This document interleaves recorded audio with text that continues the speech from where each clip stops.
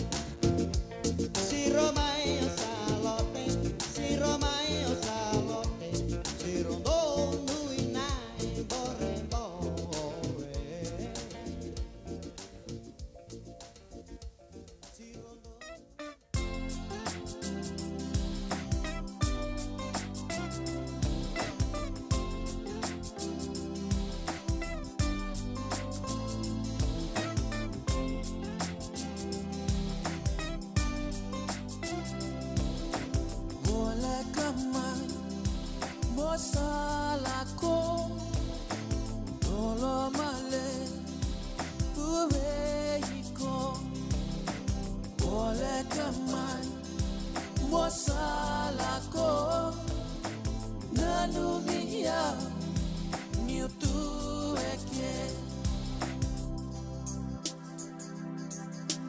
Nauna sasivi Rui maleka Maroroya kamarengeta tawa nguileda ngauna koya isalelewa mambana numa boleh kaman mosalako ngolo male vuveiko ngole kamai mosalako nanumia niutueke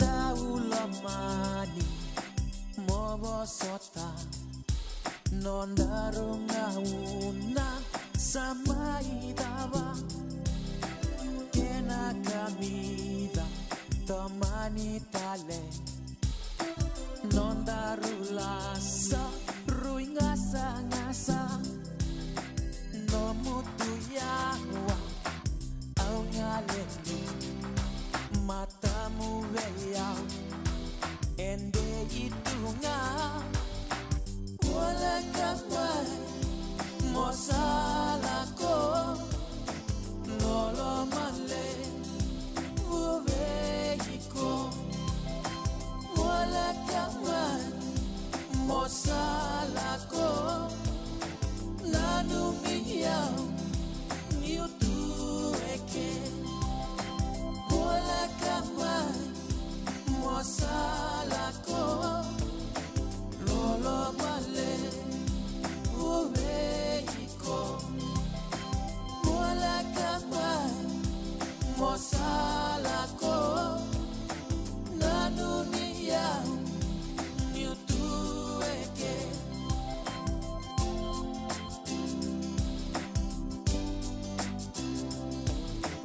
wala kamai mosalako nanumiyau niutueke. Reifunga wai Joe Cheng ke George Knight tuina sangalau gertu na mate lao totoka na kampani orto mai tomalu tiku bikanta na bibu kamarotanki en radio mbulon do mate San Francisco asi bikanta tolu en tolu sa katalanga na meniti ni bulu bina na turanga na maramo do ruki na le orngone na wale bona bito kandi na en dotal na kabi na do bito mani mele dauto yani na bitu na kaloko en na kabi de bingara benda no moni tokani pedil na nobo na mai do bata tal chugani senta samba di soko tal tueni ngo na non tanguno bata en radio mbulon do bata totok tu na raki begitu ya sango bakale tu na kata-kata ni singa munde malo tu na tangi toso tomani tu na bingarabi en city level San Francisco en Sano California na raki merke en kabe di singa lotu level en dai kita ba kemni na biokani en bibu matu wale ba turanga men nonda bono lomani viti en lomani sana tini kama ni nonda bono bi korba viti na bi korle level ni sama chumikin no ni bu male ba turanga baka bidu bina katagi ni raunda mai sota le bulu bina kina marau ne kabe bin karab din time kemni talanga na nonta en bi matini tu tale so ni sale begitu tu tunde itu kina ngarab tu kina takataka so rebuli so rengito en bi ngito ndu so na kontara kile lebu en bi matini tu ni sale begitu tu kina en ngono go ni siamo tu mai na redio bulon do bata ni sa kinda baki en bulu bina kina marau en dua tali na kabe non ngono bata en kabe ni bin karab din time sang tali turban din non ngono nanta san rogo mate ni rongo uti anda san ngi tomanu tu yani non da rongo en bi tu so na kabe ni bin karab din time rongo serti ko na bati ko ya mele adopa na bitu na kaloko na kabe ni bin karab din da bukan di teken talanga sibna ba ni tin miniti en sangai men na rongo ta tale o ya na toso ni ngauna na karuni episode le busar kere tigo mai o ya non robi talonga na biadani sitibe ni raturala ke na nonta prime minister sitibe ni linga mamanta rembuka ra talon ta kachigi na sitibe ni raturala na non ra mbula main rekini wai ya to besar mai non ngauna enta sabi talon tu kinongo ge na ma kachumai o ya na ken na tok rota gibi ken to na karua ni episode ni toso ni ngauna na vingarabi ni sitibe ni raturala na noa anda ronga tsuki na na ital rongo benaka rambito pata chuma na turanga wekengo membalechi na ital tala amini ombal rongo di kuwa na tokro tege bekenda na ital noa ke non reada sitibe ni linga mamanta rembuka no da prime minister chiko ena ngono nama chuma ena sibina pa ena tini na miniti sibina lima talanga ena tini miniti non da ngono pata na be akabidi lotu lebu anda na siama chuka ni batkina non gas ni buli o ya na non da biti kai polangereti na kabina ka kunto tal kabi non da bitomani ke non gas ni buli ni tobo ke na boso bogo biti Kaya nama katali tsunga mai ni 75 ena 10 menit. Kembali pau pek tokna nonda to programo. Ena kai bena ni kuara ni volato meno ni vina numi. Puno ta banga usia tu maikina. Na kasa boleh na nomuni ndonding ta kana radio bulun to vanta. Me nomuni ingoni sala ni rongo serre rongo itu tuku patala me maru te kemunitu. Ena bingo na to sara. Halo bina sara. Ni sa siamo tsunga mai live ni Facebook page. Ndo kana like ang share tu yani. Opo andra matanga virtu no bioka ni artu sa siamo rau tsunga na kabini kua. Sember rongo ta ni rongo. Bula bina ka Yosef pabuni turanga to kana singa ni bula. Wakatalan kira bitaka ya olambati. Bula bina kanau pasi panene levu. Nawanga egi joy tau nei tam. Bula bina ka wani roro mate. Matai na bona kelo mai te levu ni bula bina ka malalanga besi. Ma Australia ni bula bina ka saga turanga nei ta aseli so maka saninde. Nangana siamo tsunga gerto na nomunu lala.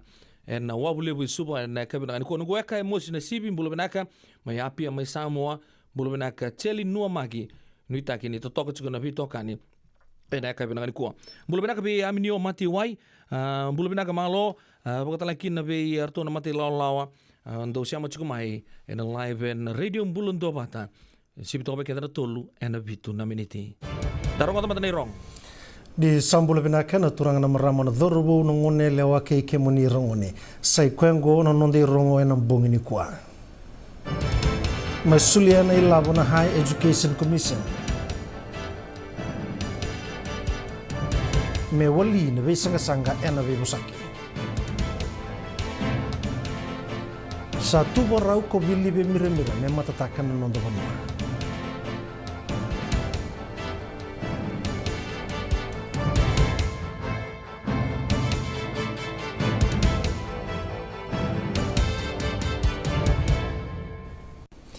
esa mai sulia ni kuwa na High Education Commissioner of Fiji vole kata ni donan rau kawa na milioni na dola kina tini kandua na kornibuli ongo matai ni ngauna mera mai ndo bata kina na kornibuli ndu eso ara mai saini taka na be indina tiongo etukuna na matambosi ni be ka mai yadongo esa vari takina hua ni be ngarabi ni matin tu doko bata ongo na buku ni kena dhungena na matin tu na vuli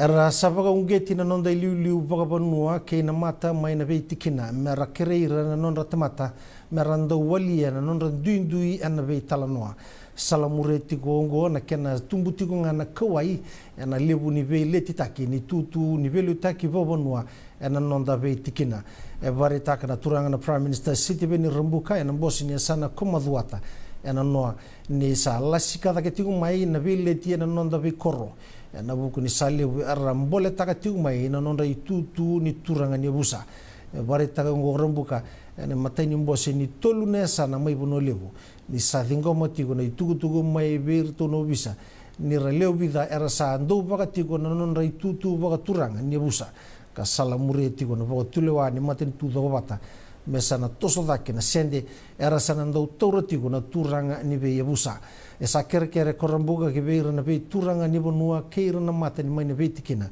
era tigo na mbose mera bogo ngetir na lewe ni non rebusa mera woli na non randuindui na be talanoa savana numira tigo na liu ni bonua rambuka ni na rawa ni tiko binaka ke na mbula sautu na non da be koro kebaka na na barita kana mbula ni velo mani na vendondo kai ke na be roro kobi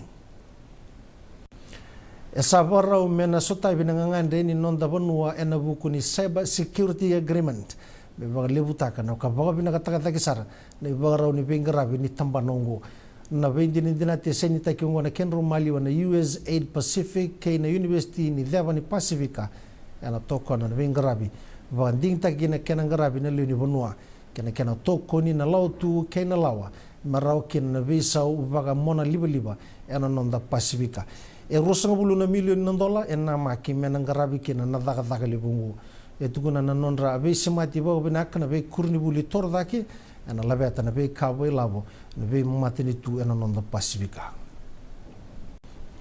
esa kere tukuna ministani buli aseri rondo be kanda na tumbu keina ndau ni be susu mendangara na nonda bula na lubenda na raki susu enda la kuduru matikongo esa basala tigiriti kuna divisional education offices na district offices keina liu ni be kornibuli meropanga ngado takan non rean rabi na lubenda na buku ni rakyungo esa be baungeti tikuna minister ge be kenda na tumbu mendanganga rauni na buku ni non rambula na lubenda na buku ni taumbini uda etarati kuna nonda bonua sembara ni ndon na be bandi taki ni tugu ni raki ar to sulia rau mai na tambana ni NDMO me bagatiga bu mai na diona kalo ko na mataka ni kuwa kasakere na leni bonua menda tiko ngangaruni karayan rebi bo benaka na lubenda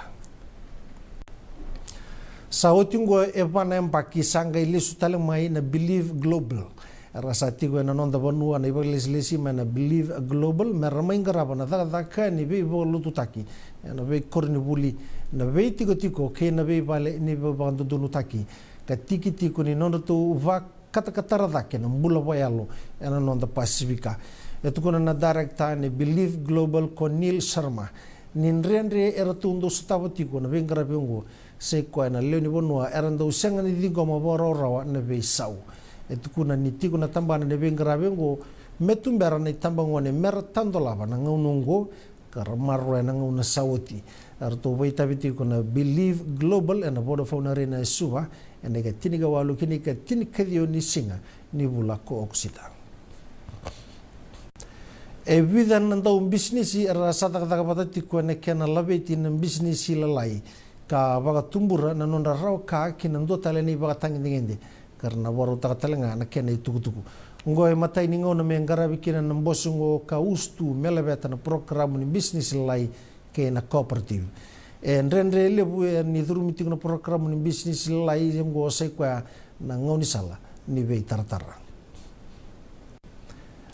sama ibe sindo bira una kebe sukan roma na suba high court ena tigabu ni madongo me be suko mai narere ena matakani ko paula muera ka tiko talenga na ka sama tiko na linga to no bisa na ngonongo esa to mani tiko no no baga sangarai ko bili moni so makia esa kere tiko na leni bonua moni betara taramai na National Command Center na namba diwa 75 se ningirita mai na Crime Stoppers na namba diwa keba kago ni kila indone tuku membaleta na bonua e tiko kina ko so makia koni na sapagroti tiko na nonda ni dala bolawa maroi tiko na kaibesu ena no moni vale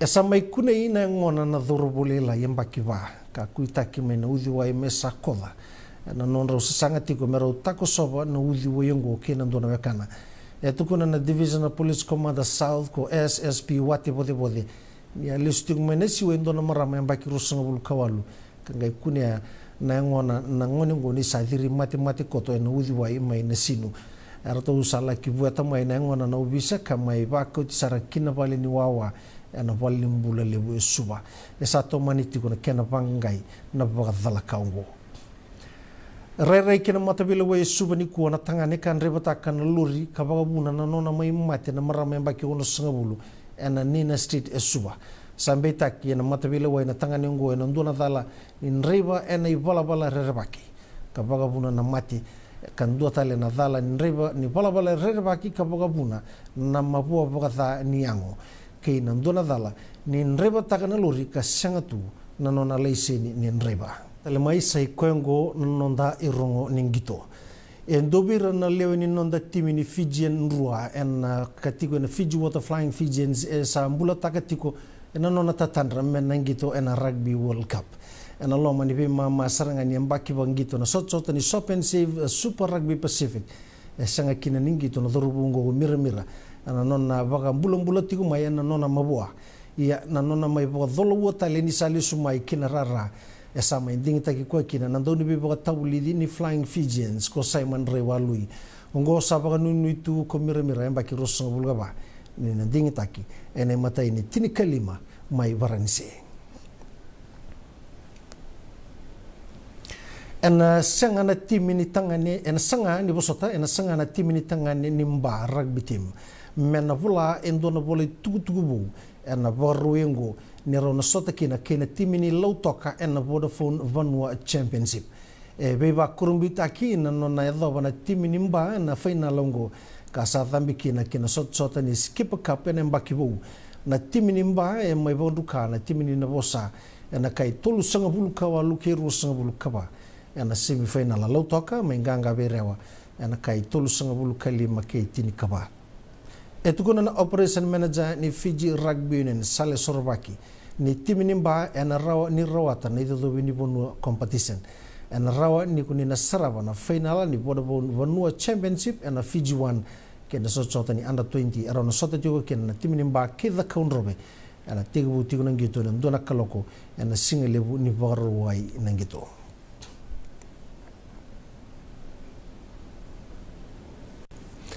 Nandun beboga tabuli dibo ni timi ni Sevens ni All Blacks Thomas Idama wasia na be kambimbi boga liuda ena nona boro tekiro tu nona timi boga mbota kodama ni seikwa na nona tu ndui boga mbota ke na ndui ni nona tu ndui tumberi mai kautiro tu bata mai ke na nduanga nei naki ke na ngandre sa boga nuni kodama ni na toyo buta ke ndona ibora ena loma ni timi martu na vakila na nona leuni timi ni sa nona tu na timi na rawa ni nona tu na bare tekirtu ke na nona tu ndui ngalala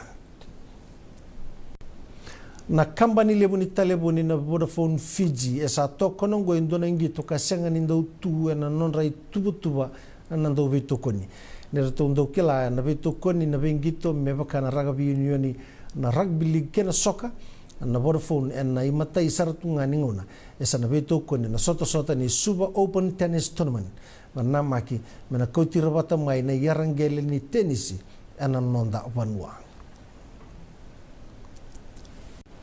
ni sambula bina katale mai kina be seburura na president eliu mai merke ko Donald Trump esa tobole tale me dingomo mai na bitu ko ni mai bernanda kuna na bimbe takina basulawa membaleta na nonna be bagatao takina bindingi ni mbakiro nondolu rusanga bulu esa soli ke be Trump ke reto na lewe tini kawalu na nonna ndo bitu ko ni endua na madawa merto na soli reto mai ni oti na nonna to mbete kirto mai berto na jury mai Georgia nirtu abagai tabi ena nakida ena basulawa na togro takini nonde rongo na bongo ni kwa soli nei labo ni High Education Commission walia na be sanga ena be talanoa sa tubara o bilibi miramira mena matataka na nonda vanua sekwa ngori na nonde rongo na bongo ni kwa me adabo na ngona kataraba ni bagadingo binaka.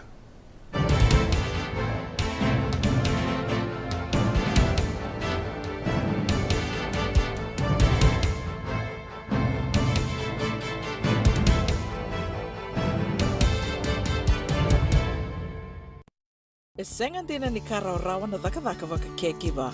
Ia endona ka enda wipu ke kawaka mamanta taka tuna bengarabi o ia ke tuna kenda to kakana. Na ika, na dalo, na bisikete, na reo bata, na sunbells e tinimbulu makau. O kenda tuna senga tiku ni driver se senga ni waka motoka kandau dren na tutu beto seaki. Erto satu wakarau na Divine Pacific Food Mart mai Sacramento merto talaveani na nong ni boli-boli. Rawa sara. We tartarngayani na taliboni diwan 21 saivarua merto wakarotaka katalada mai na nong ni boli-boli ena kenangona totolo tutua. Divine Pacific Food Mart, Viturua Diwawalu Franklin Boulevard, Sacramento, California. Namba di telefoni Diwan 21 saivarua. Erto ngarabatalangan ikanalay waka suburi ani nanomu yaya. May nanondo to stoa kinanomu mati ni katumba.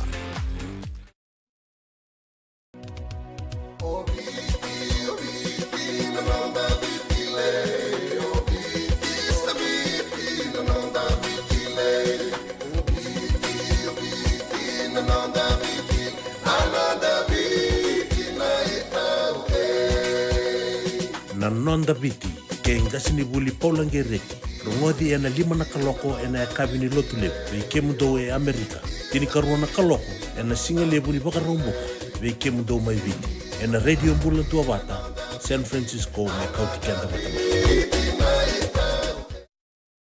Ena muna ngauna na lepo ni nondo soso enda sa senga sarangan nikla na dapat menda baka talau taka buka singi lepo taka siapa kaya kapitan neka koni lo malenga sa tipin tono munua erau ni buka tingu ikimunyo waya na JJ's Food Shack Santa Rosa, California na be matanggali kaka na jibgina mebaka na karitoa waraisi na lobo palusami na buwaka na kaiwa soso na dalo na toa na kokonda bayangani kena ngamure na kaka na buwa malang mebaka na steak gai wakaya loka tabioka kena coleslaw surua o tat ni ngela ko patana kena pai nambani kei na manrai o ya na JJ's Food Shack Santa Rosa, California. E rosaranga no direct message virtu giringa kina vitu sai vitu tolu dio tolu do limono se o nga wale saranga le tomiko mai no mota e na dio maluma Billy Street o ya e Santa Rosa, California. E rautala ngani rutoli dilibata kana ne kemu katalo washing le busa wanga kabi ya mai Santa Rosa, Kinavato.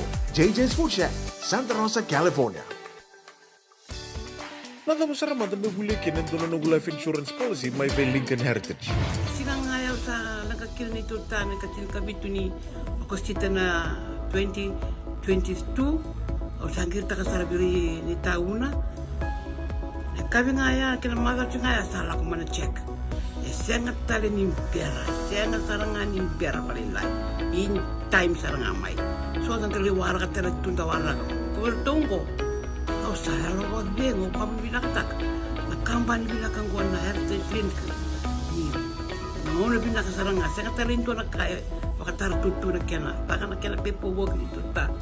Kami somi. Nakilaw kena timber na vaka. Sen tu bikin ay labul liwaya. Minta samu kina kisi na ni maron kina ngona mojuri paling bula. Kakina kabut pada kondo na insuang. Ya serangan na buna. The Lincoln Heritage Life Insurance dodo nga e so mo na claim na lo manurusang bulu ka banewa. Kaya sa ruwa namba ki otin na polisi ngaya na lenga. Di ko na beba si oray. Dawi mati sa siyanga. Raw sarana bakaleo fo mo na telefoni. Text mai kina was seva walu bandua tolu walu lima ena kena itutu kumatalilay. Awa wili kay sotale na itutuku ole buka sangkara. Kabaga tarungi reso. Kau manitaura sara endua na labe endua na baga nindi ke kayadana na itukuni ke matabatudo. Era to wabola eso na turanga ke na maramanindere. Kota bataka na ibugan dinin eso me toko na nanondo to italano. Nigay nama kamay na toso ningaw na kay City Benny Raturlan and a basing of Bukalulu ni 7 na ba and a tini na maniti. E viti ni 7 na tini kadua and a tini na maniti. Nama kamay and a radio bulando bata San Francisco. Mikauti kenda batamay. Isa, medak mbega bata mana kango. Nada ba ya? Sabi lagi bakal level ni daka yo senga ni kilana na medak kaba. Oleh man lang katakatalangan yo senga tu ni kilana kisida ba na sotaba. Kuni lang ganda ubi talo teki serangan ubi kaki tenggore na radio bulando bata. Oh, na program daba. May na bay long new. Rungudin na 5 na kloko na bay kabi ni Warumbu ka bay Kemendo, California. Tini karuna singile mo ni Warumbu ay bay Kemendo ay biti. Ngoy bay to koni kina na Connect Fiji Care. Endo na caregiving agency ni Monito K and the Limanan Rao Capital Mall, Suite Rutolo Rolima, Sacramento, California. And the Wingravikina o Mama Kavisi Boselani. Radio Bulando Vata San Francisco. Mikoti Kenda Vatamay. Radio Bulando Vata, Mikoti Kenda Vatamay. May San Francisco ki Burubura. Sema maing gay wasayani.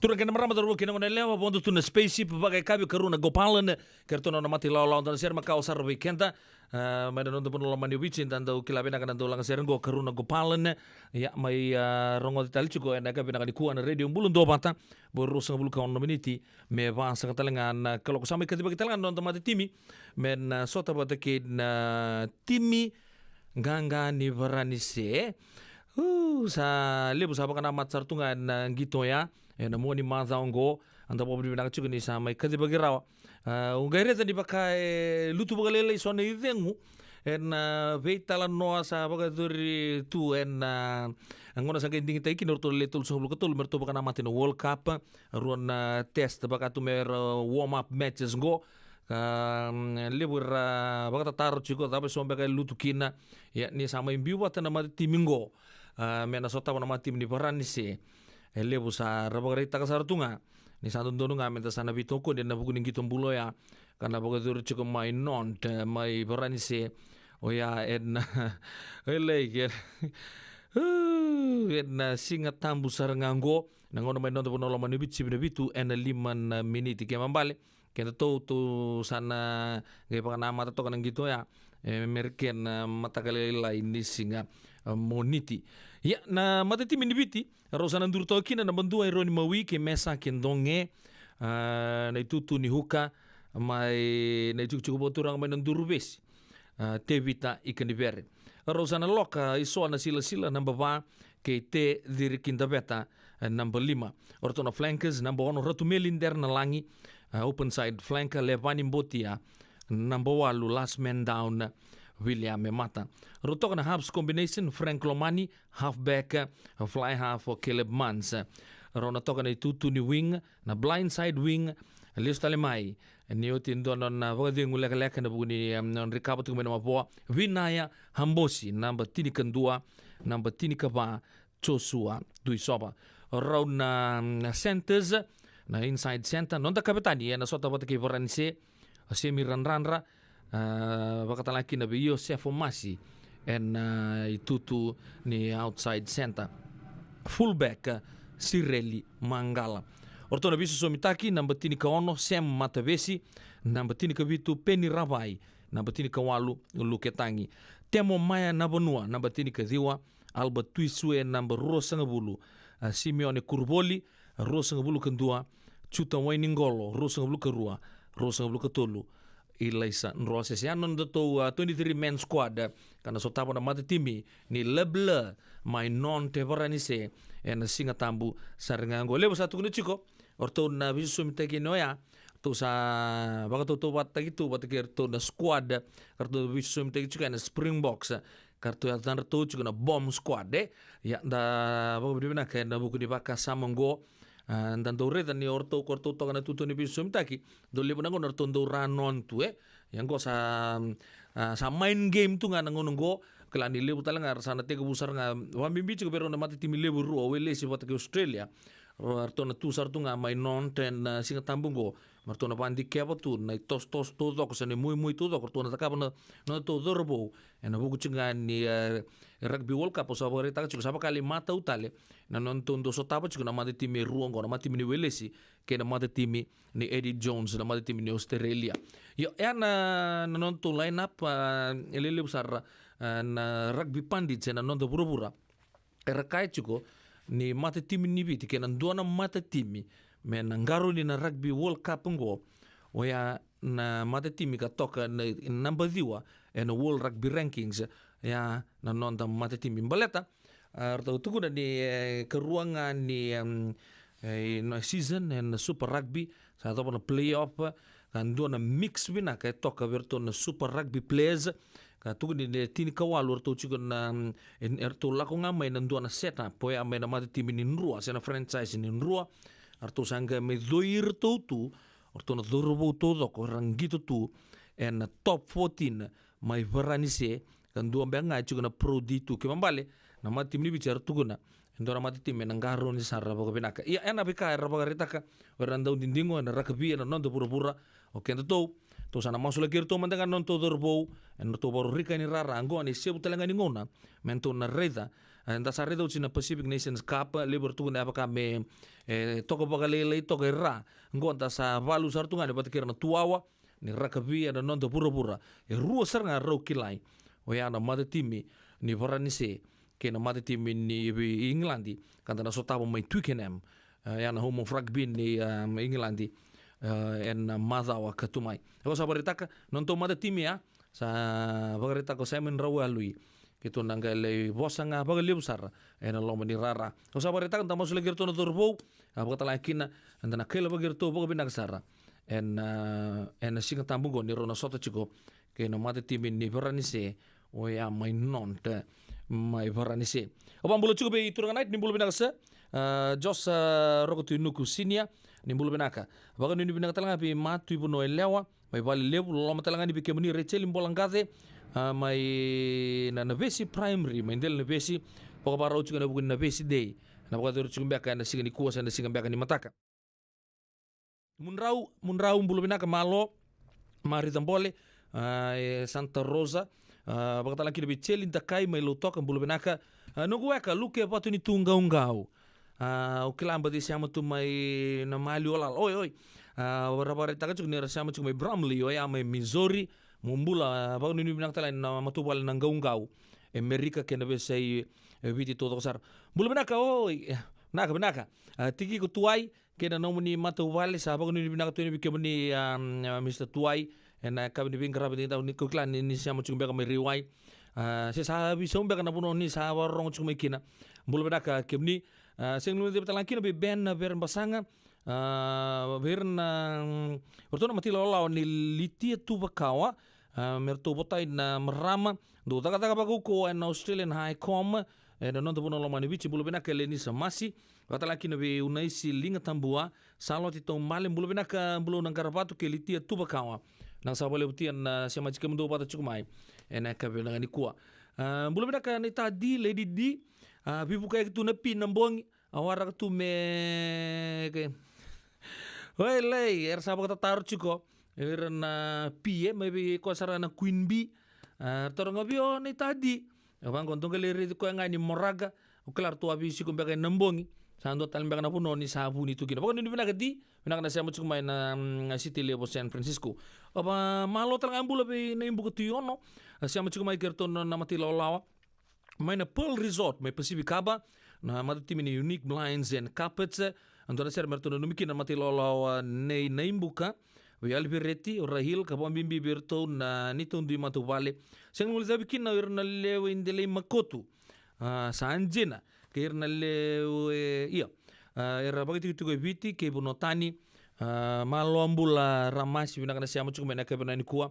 naimbuka tuyono ka baganu ni binakatalaga birto na matilolaw orto bore taka cukup mendon ser mertono numikina na kabini bingkar rabin tay bitamay mala JL bagano ni binaka tu ni bikemni bulu binaka Louis Dexter Koroi Tuizakau mai Sydney mai Australia mulia ngatele ete wati sekuini talo falava bulu binaka mulia ngatele bagano ni binaka to the Manu Samoa team and also the Fiji team.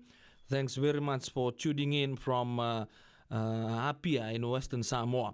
Peter Francis dona serre mena numikin na urto to sar sa much mena border town my Corowa New South Wales my Australia ni sambul menaka mataka ni rumbuka ki mami tiko to dogongo na ex Australian Army na kemban ni mati valu ke wagan numikin na valu lebu my Vietnam bulu menaka Peter Francis ke na nomuni matu vale na eka binaka ni kuwa bulu menaka big bro ilaitia tamay mbeka men tenderloin marida roko malotha na kini may tasir ni bulu benaka baka talanga kina be sefana ya seru baka nui binaka na bugu de bito kadi na kabe be karabe dai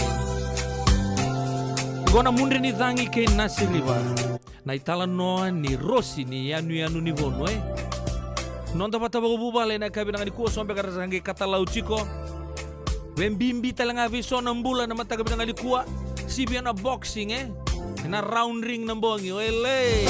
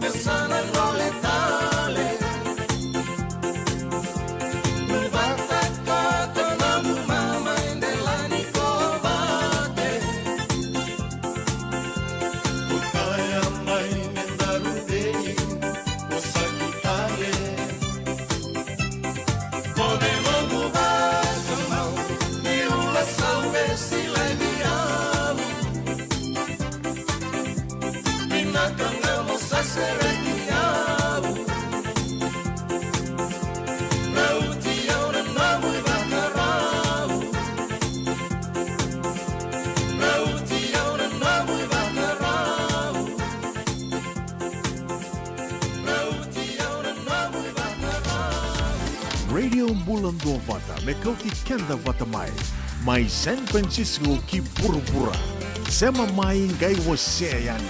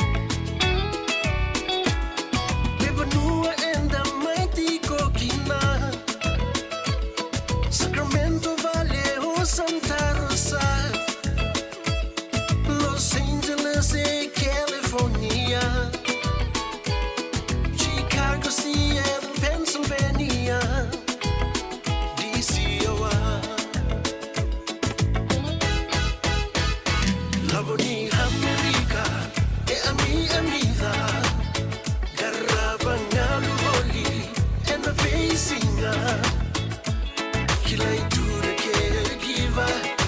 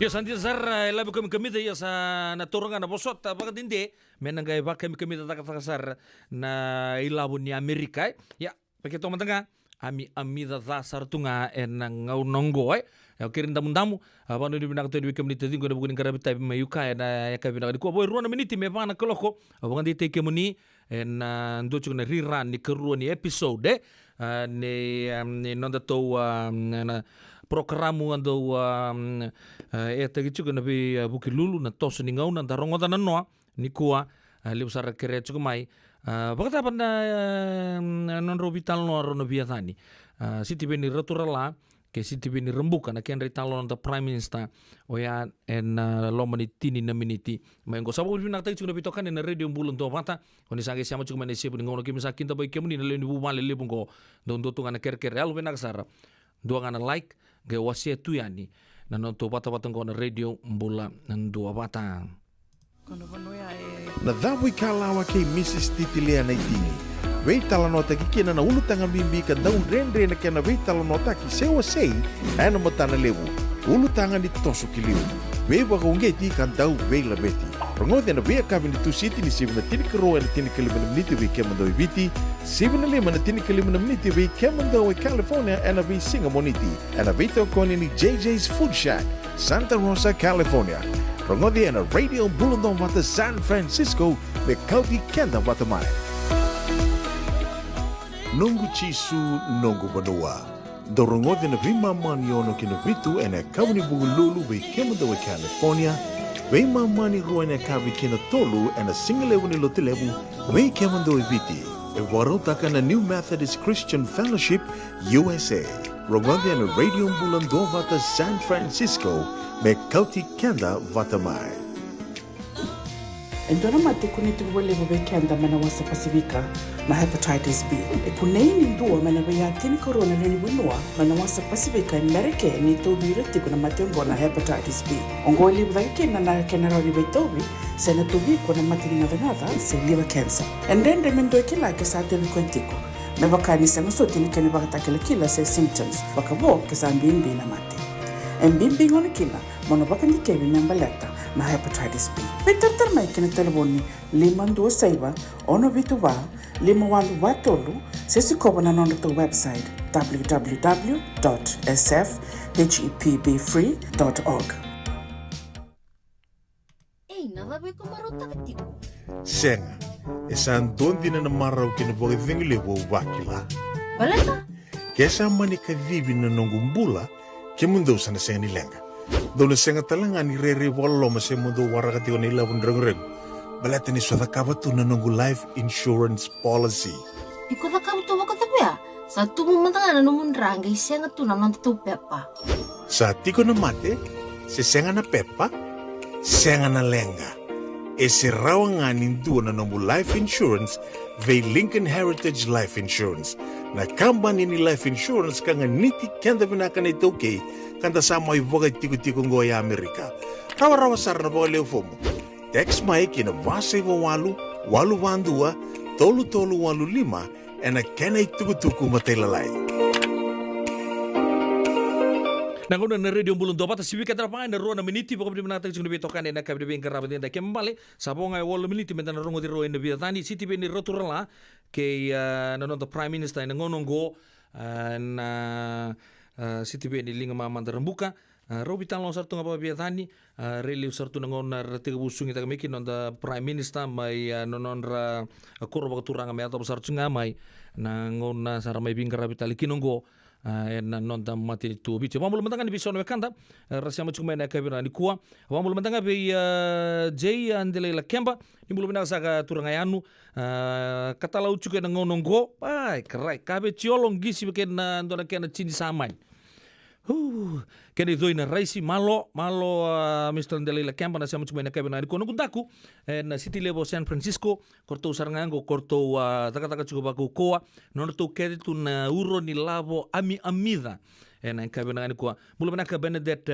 tuivanga wakano ni binang talanga ni be nagu kerua siya matali juga main tenderloin na kabina ni kuwa baka nini binang tu ni bikim rono beauty ni na kabina ni kuwa baka nini binang talanga be lote ranandali kena nomu ni bubale binang siya machuku mai maruana bulu binang konta na nunggu tahu di desa orang gaire ni rasia machuku mai be Susana atau Tausu siya machuku mai pertania na kabina ni kuwa rekeran to na serbe na numikina o isia busanti mai nawi siya na eno mai nawi mai sabu-sabu na partai sibunte ke biti baka nini binang tu ni bikim rau su ke o isia busanti na kabina ni kuwa wambulu talabe nunggu keruan do siang ni talatan na program go mana korturanga ke New Zealand mai Wellington baka nini binang talangan wirtu nandau lewen na chukun songo binang na Baysiders na kabina bingarabi ni kuwa baka nini binang be Luis Dexter koroitu kau nakana siya machuku mai Luis waktu lagi be andona to kango Bill Rastoko bulu benaka kemni baka nini benaka ba na nomini siya matok mai na kabina ni kuwa bulu benaka ilaisa halapi-api non koro nendre ngasa isa bulu benaka kemni turang ke nogo baka nini benaka to inserne ke na nomini matu bale ndo talanga usangai dende talanga nangono usangai redan dende nangono mongai redan ni cicin rotoko mai en radio bulun do batang bulu benaka serema modi wai mumbula baka talanga kina be nita marama ko be si bose lagi nita binang sa boleh na nomini toko no cukup main na radio bulun do batang yang gona CEO lebu ni Connect Fiji Care Oya mai Sacramento ni bulu benaki meni lang sa boleh marama nita na siya machuku mai baka talanga kina be non Renee menanumi Mrs. Naomi Watu Nilangi mai West Sacramento mumbula nakabali be kim raw na be bungon na siyang babata cukup mai na kabina ni kuwa pagtalang kina be kai lati-latan tapeta nawang galiba mai San Carlos malombula sinilang kalimbiu pagtalang kina be Tori katinay mai na yatukuka baka nuni binaka na kabi be karabi en da uklan sa lutu cukup na kabi en Bay Area go ando madana kena kamalum be kenda enda satu tolosar menda baka reda ni sona kame dana baka taka tu me oki pai taka tu na nonda kabi ni lotu lebu so sa suk chukuna taka so en rebo chuki vale so en rebo kambala butu rambe ka moza kabo ngirit sta vale ke ro mai kolo butu na mati ni singa se sombe kai rabi tal tumbe kana ngono go wan rambala butu ndambe tumbe kana pots do tumbe kana mena biluchi ngai baka nanan kila kona matangali pa nanan ko medir ne kadib mantangani bango siang mantangani overai na mawi sene mata usawan rembala butunga Oleh ya sa ndo man debikan na sere na kabri bin grabe din tain gona au ni mana ului na biri-biri nimbula binaka marama naita Rosa Ratu isa sabe los sartu marama naita na kabina ko lutu sombu na kabi do baka tiri lolo mo ko esa ke baka salo si chico pai kerai taki sara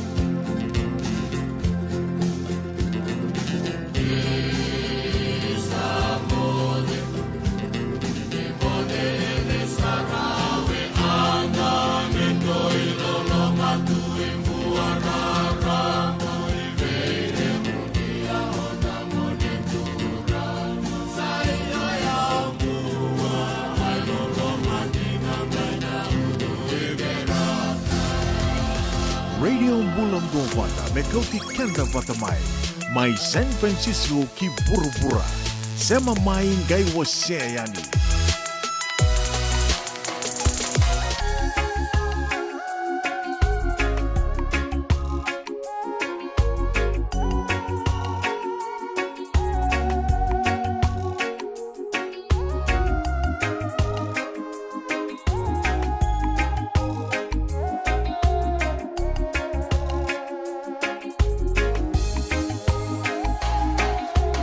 Na nongo do domo sa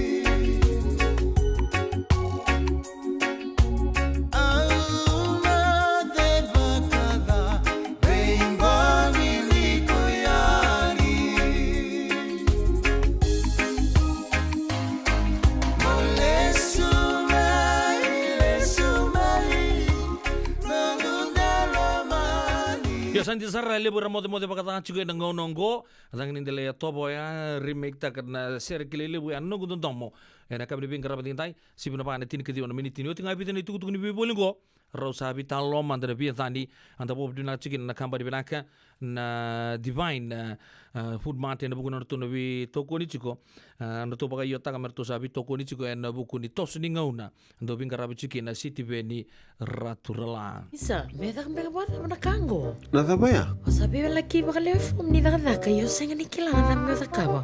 Ole man lang katakatalangan yo senga tu ni kilana kisita ba na sotaba. Kuni lenga do bitalo te kisaranga no bika kitengore ne radio bulon do bat. Ui, na program daba. Mai na be long new. Rungudi ne 5 o'clock na be kabini bo rumbu ka be kemdo California. Tini kruna single buni bo rumo be kemdo biti. Go be to konikina na Connect Fiji Care. Endo na caregiving agency ni mo nito kay and Limanan Rao Capital Mall, Suite Rotolo Rolima, Sacramento, California. Endo bingraviki na o Mama Kawisi Boseng Langi. Radio Bulon do Vata San Francisco. Mikoti Kenda Vatamai.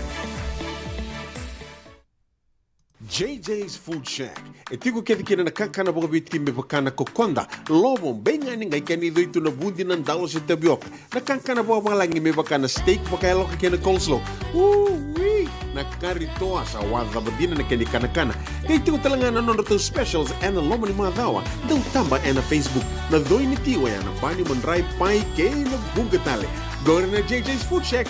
View Valley mo Billy James Street, Santa Rosa, California.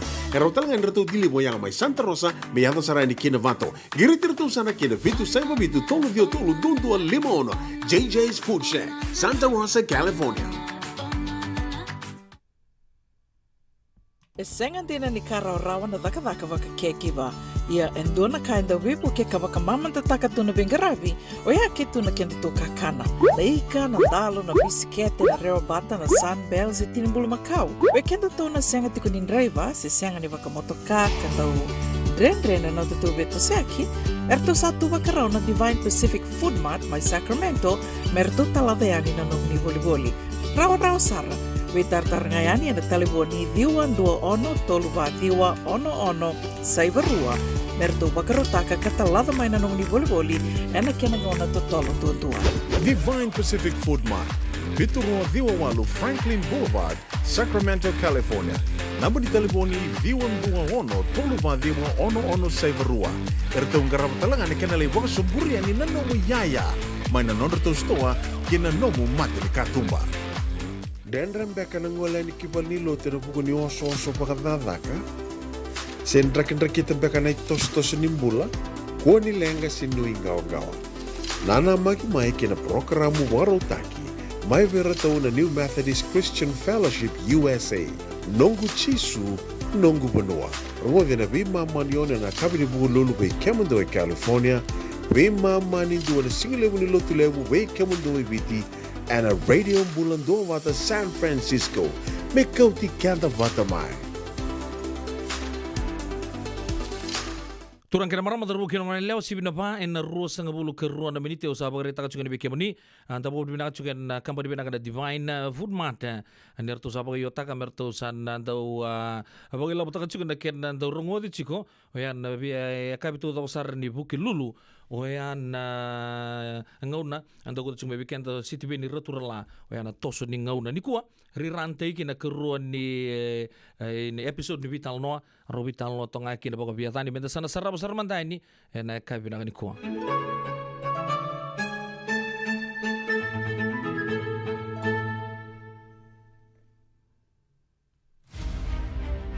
Aunda kaira na turanga kay na marama era dan beta na tutu de reso di benga rabira ramba. Ena mata ni tu na lotu kay na vanoa. Karawa ni rantau siro sobu mai na sona ngauna. Meda mai veitala noa veso liwa kasam. Beba kasar nga. Oni rai da tokongo na kenai rai. Dua nga na rukuni buni kau. Ke rau mai sota ka veitala noa tiku kinango ke nongu ya vai suba. O nongu ya vai udabuto ya. Iliu taga tiku endai na matani tua viti. Bo sai karua ni ngauna ni nona veliu taki. E nei tutu baka Prime Minister. Tua tanisar, Inda raida na itutu ya. Kina bono ke romain dandan betoka kinango. E abuli talenga may nabuli ni turanga. Di na nga niya kabia o ni kalungat. E ala kibuli ki matabatu do. E senga ni sudo turanga. O tamana yang gas ni buli. E senga talenga ni bauli utaka mandangan na nonrato toka-toka. May nandokan raw. May nrekiniway. E ratumbati buwa na turanga na ratu na tui na batu. E na non ritiko-tiko. O nanggoro bagarua. E nangauno ya may matabatu daw. E rasabo karauta kitalangaki na iso. E kunei ni satu beira na isoli-soli. Karawan ni ranuita kikina may muri. E di na nga. Irasenga ni sudut turanga. E alisikin reketi yang gamea na turanga taman. Kasama ni muri talanganyo ng guyada malaki buli kikea. Imiraningay laki bakuri akina nona koro main rekiniway. Sangga indewa sarakin Budalebu and a provincial school northern. May lobo ni Bono. Mangay laki indewa sara kina Queen Victoria School may matabatudo. E andon niya na nona liuta katikon ng manibuli may matabatudo na turanga na speak up demo. Ito kaya na isang alaban dainday, ratu e peli na ilatikaw, anay tutu baga head boy. Angay tarabaya ni kinay tutu ya, anay doon na dorobo ni Rotuma, kilay lebu talaga nararaning dito, kinabing karabi na mata nito, o Victor Ringamoto. Sanggay muri saran yung ratu iso ang abin. Iyo, unong guyada ang buyada ba talaga na itutu ni Beliu takiwaya. May buli ni turanga, sa ti ko buli nga lomana may duro talaga kinamatay balo. Relewa vida na nonangasi may nakoro, era sa balaw ti talaga may Solomoni, King Malaya. Sa laking doon yan ikimatabatu daw, na buli baraw. O yan na buli balo, na cadet training, saan ngay bukesar na nasasangan. Baka sa manituro kinamatay balo, era sa murio titiko mayaso era suduturanga. Mese matikin na non rabuli beliutaki. Barangay laking garabaya ni kinanabanua, lotu sa mata nitu, enay tutu da banga. Ya sa tikabu may kornibuli. And the reda ni raduru may so na turang ang bali ni non da banua, bebakata ka na turang na talay sa ambale, ratu sa lala sukuna, turang na bunibalu sa ambale, Ratu sa George kandabule buda kumbao. Turangan na itaw kaya na isongalada sambale. Ratu sa Edward tungi tui bonuabo buda kumbao. Kaya na turangan na tui lakau sambale. O ratu sa penaya ka na tambatu nganilaw. Kaya iratali so. Adi na rekila. Au sangan itabuti reke. Era muria kedet ko mayin doon na matanggali tumbiri. E nangaunoya. Hindi na nga. Nirangay laki bingarabi na may tamban na taliso kasanga ni matay walunga. Iya ni rasa ang gito. Iya ni rasa bala. Irasa ba kay rongo-rongo anda kaya ni sarot. Irasa turang atu ni rasa lang nga may wana kalo sa tikobira na kaya na isoli-soli. Irasa tabu isaw-saw. May baka. Eto ko na pa ulabi timo din sa tataw to kabuana na naturubo kay kaya ni Sabo ka raw tu me ulibiraki sabo leka na singa ni nonguto kiani. Au sabo lao tia na ibolo binaka. Au sa di bawa tina dere. Sa nongo na isala boka turang. Ay sala boka turangan din ni biliutak. E na nonta banua. Nimbera nimbiu mai na buli ni turang. Sa sanga sarati ko nong guyaba. Kinadaka-daka. Kang anak kena ibu karau. Era sandau sasanga nangon ni buli.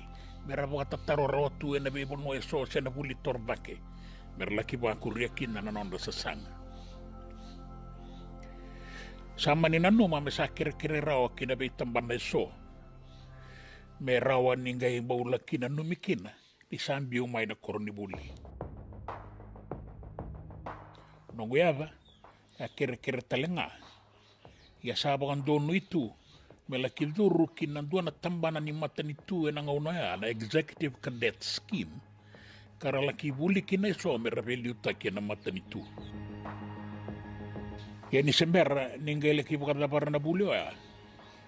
Sa tauri mai ni tukutuku na taliboni mai na kembani matai walu. Sabi na kati mai me lako ya nikina. Sala iteka buna nona buli turangan di walu e kaya. Amani turukina kina matai walu kalaki buli saraki New Zealand. Laibia yang bakin dua.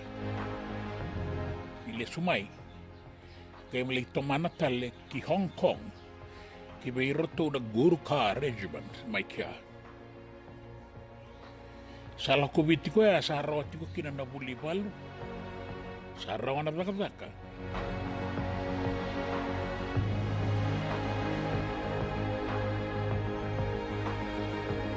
Sa rawat talit tunga na buli koroy na masters kena bachelors. Sa nganing matay walungan itaw rinda kayo ngo sa nawawarolakaki. Sa nangasaw ninda kay 303. Sa anduatan ni na matay walu. Yan ang unawa. Sa tiko kina na besaw may bakain da sa kila inday. Ake momerda ko sa ngani kila.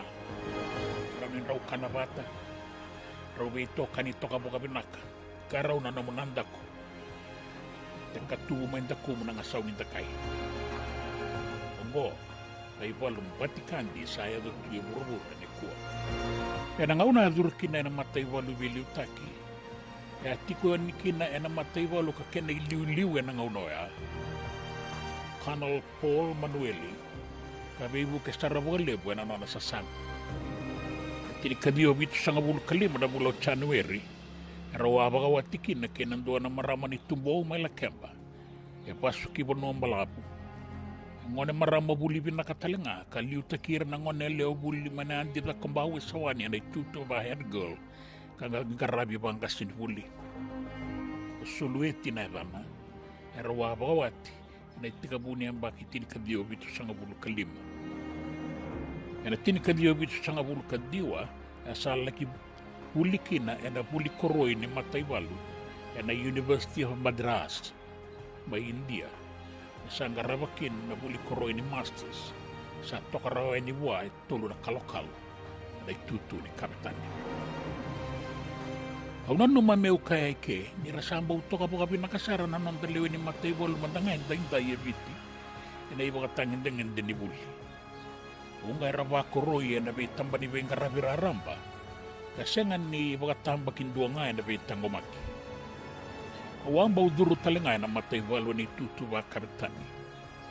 Kangay laki kilay muri na ibaga tangin ng dektoro laki ni huli kina blaka sa tiko bera ng dadorobo na kemba ni matay walo. Kanda kila ni randaw mbiuta mayaso na kemba ni sao kinabengarabi bagay walo. Randaw laki taura na itutu baga roko se roko beibuke. Uni bola tundi. Eso may minista. So era mga raita ka na rambay lebo ni kilaka sa tiko beira na itutu mga loya. So era indin niya. So era buniway. Karabing garabi na may tamban na taleso. Yabing garabi talanga na itiko-tiko ni Beliu Takieso na tokalaw loma. Na tamban na ni Besaw Tutaki may lepono ni kesay na ay. Ay talano tagabiyaw. Nanon rawatalay kay kanala Jerry Wanganisaw. So, bona, kandang ko sa hayali. Araw laki buweta may yan doon na durobo ka maboto ka baka may leponon.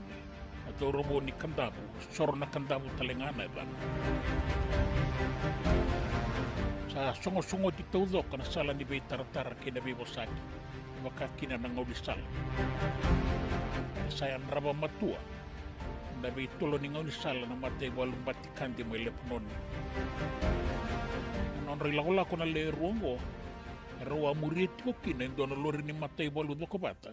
Kapondo tiko kina ndo na turangan ni balu ni baranise. Raw sarong mo tok. Napana-pana ninda kay. Ni rato salaw-law ba namay. Lori liuti ko pataki raw yan ni kimuri. Walaylay raw saray dan salaw masaw. Naturangan ni baranise. Satu bukan dua naluri yang rei bataratik. Erau sa tokasar ng ngon nibiti na dua na bongon rendre berau sangan en dua na boka tule wa bina kamatau kaya lo matu na bonoro sato kaki ke bakai rau toso ia rau nan rombulan beka ya ke bakai rau kele ka bueti ko na turangan ni barani se sama itawong gono na ilaula ya rau ani ratu lo bana mati to doko rau sama ni numa me rau kele rau ko ani rau ndreti ko leibi mai na lori toka kina rau kauti ko ani rau sama ni rombulan na rau itau ke kota kei na turangan ni balu ni barani se. Na ngauna ya ngai me kilei kina na ituku-tuku ni bekaya ya doa. Asa taura toka kina. Ko nongu ya na itutu baga prime minister. Ebiti. Sakene balembal ni samba woti toka ndo na ngauna balap. Ia sangai na nomilesu na bilu weti ko ya. Katalebi na kana ituku-tuku boy bola. Sama ni sulikina boa na idobi kroi ni barani se kena ibogat dewa boga Britania military cross boga barani se kwade gia tatura kino ko ni matai ni no na idobi ni alonganga en dua wale nga beira na bumba ya taura kabia uni satu na matai balu na ngaunango kera lagot ko kina na wekanda so baga vi ke muni oni sango lo di tele baga ngamai kina sa ngai ke ana front line sena line of logistics sena defense line da bonua ke nga ko satu kina sa baga tokai me battle zone na nona mbula ya la ki buke tele nga nona ngai mai wili utakie muri ene be tambana baga matentu me da basar na tutu baga prime minister e buke na mbula be maliwai kena be matai walu era laki be maliwai e kea ena tango makini be sautu takini bura-bura e terongia unongu yaba sena be sautu taki daba enda mai maroro e tikongo e sena nindua na be sautu taki e tu e bura-bura ena ngaunongo ko ira mandanga era laki an rabat tikongo ena toka loma sena be sai bura-bura taleso era laki bengen rabu talitiko ena bono era tiko kina so era buetaki so era se kadi ni tangi senga e senga nindu na be so tutaki de senga ila ko tiko mandanga ni mendala ki tau ya butaka ko tani sarana kena baka sa menda kila sen menda urongo tu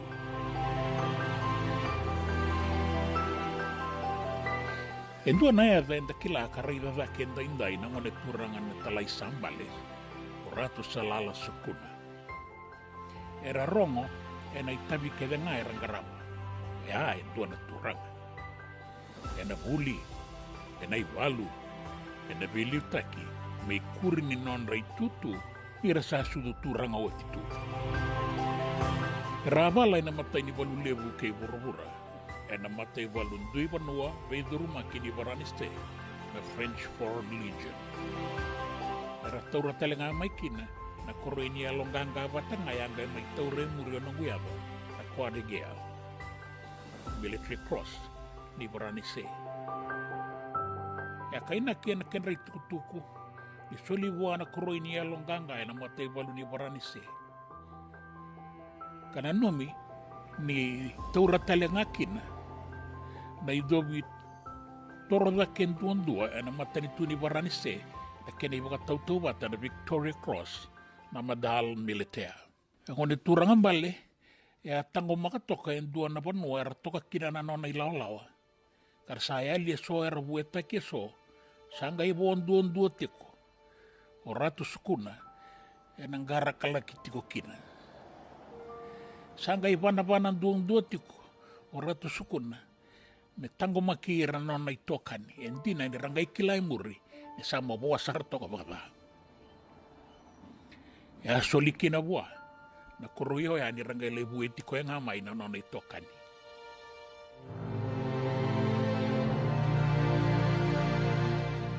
endo na boa saya zabuta na turangan at talai ena non ra tangi walu woli ene karuan ni walu lebu kay bura-bura era taleba kina na biya sa ibiti mera duru na nonda ngone, mera tango makan nonda benua.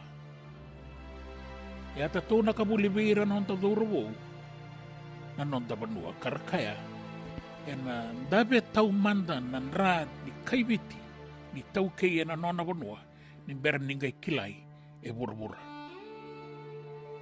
Men dabe rao manda nan ra ni tau kei ni benuango, enda nangai ngalala, mai beira na kenda meta. Sene raonin dua tali, ena mai buke kenda. Sai kenda nga. Menda tudaki, na tanga ne keibiti, menda tango maka na nonda benua. Kei na bei ka embaleti kenda.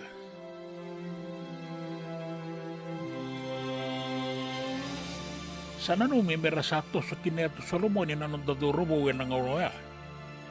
Baleta na baka samaya. Mera la kitarova na matei walun chava ni rasitiko mai Solomoni. Mera kaku ni wawa. Mera nga yado mai kibiti na nga indrenre bagalebu na tango makini nonda benua. Na baka samoya. Ena nui mi ni binaka menda tauri baka talenga. Ena sona tambana. Kanda kila ni baka maringeti ka mositi kenda. Ke baka enda laiba. Menda gai mai voluti e ke. Ya, au na numa. Ni rawa menda baka yang ataka toka mandanga e sona baka sa mongo. Kara baka rai toka na turanga na talai ena be ka enda maroroya ka baka maringeta ena nonda benua. Na ingoli-ngoli. Na nonda itobo. Na bosa. Na kenda. Kei na menda. Sa lebu wale tikong baka nga na kena ibang malalay na ngaunango. Iya sa sangat tiko ninda maroroya rawa. Senga niyo tinabukan nui-nui. Anda siya baka nui-nui binakatiko nga ninda narawata. Ang gwendo na baka sa mamakawa ito kuna talangabi ewan ng guyaba. Taro ba na merda ni si tiko yan ni bakayawa. Baleta ni na sauli busara. Kaya baka mendangay may walutira na nonda mata ni bale. Auray le subat tikonggo. Nanonay tukutuku en dua sa kilanan ren-ren imbulan isa sanga. Meado may kinabuli toradake, kalturuma na matay balu, kalturuma o di talangana o kumbaw ni nga saukuro kinastila. Kerawan dua bata, kinaguyada, nindondono kayanga, nga unanggo, veira na nondangone, merahuli bin makasar na nondangone turang. Kaya ba kaya biya rongodi, yan ay makarorong. Kaya ba kaya biya ang garasongo, may bulita ng garadaki. Kaya ba kaya biya ang dokay, may bulita na ba yung dokay. Sa ikuang rin ay ulutangan ni Bay Talano ay ng base ni Kawisuba, ay nagtoso ni Ngauna, kay Nonguyado, City Benil di nga mamanda rumbuka, kamot.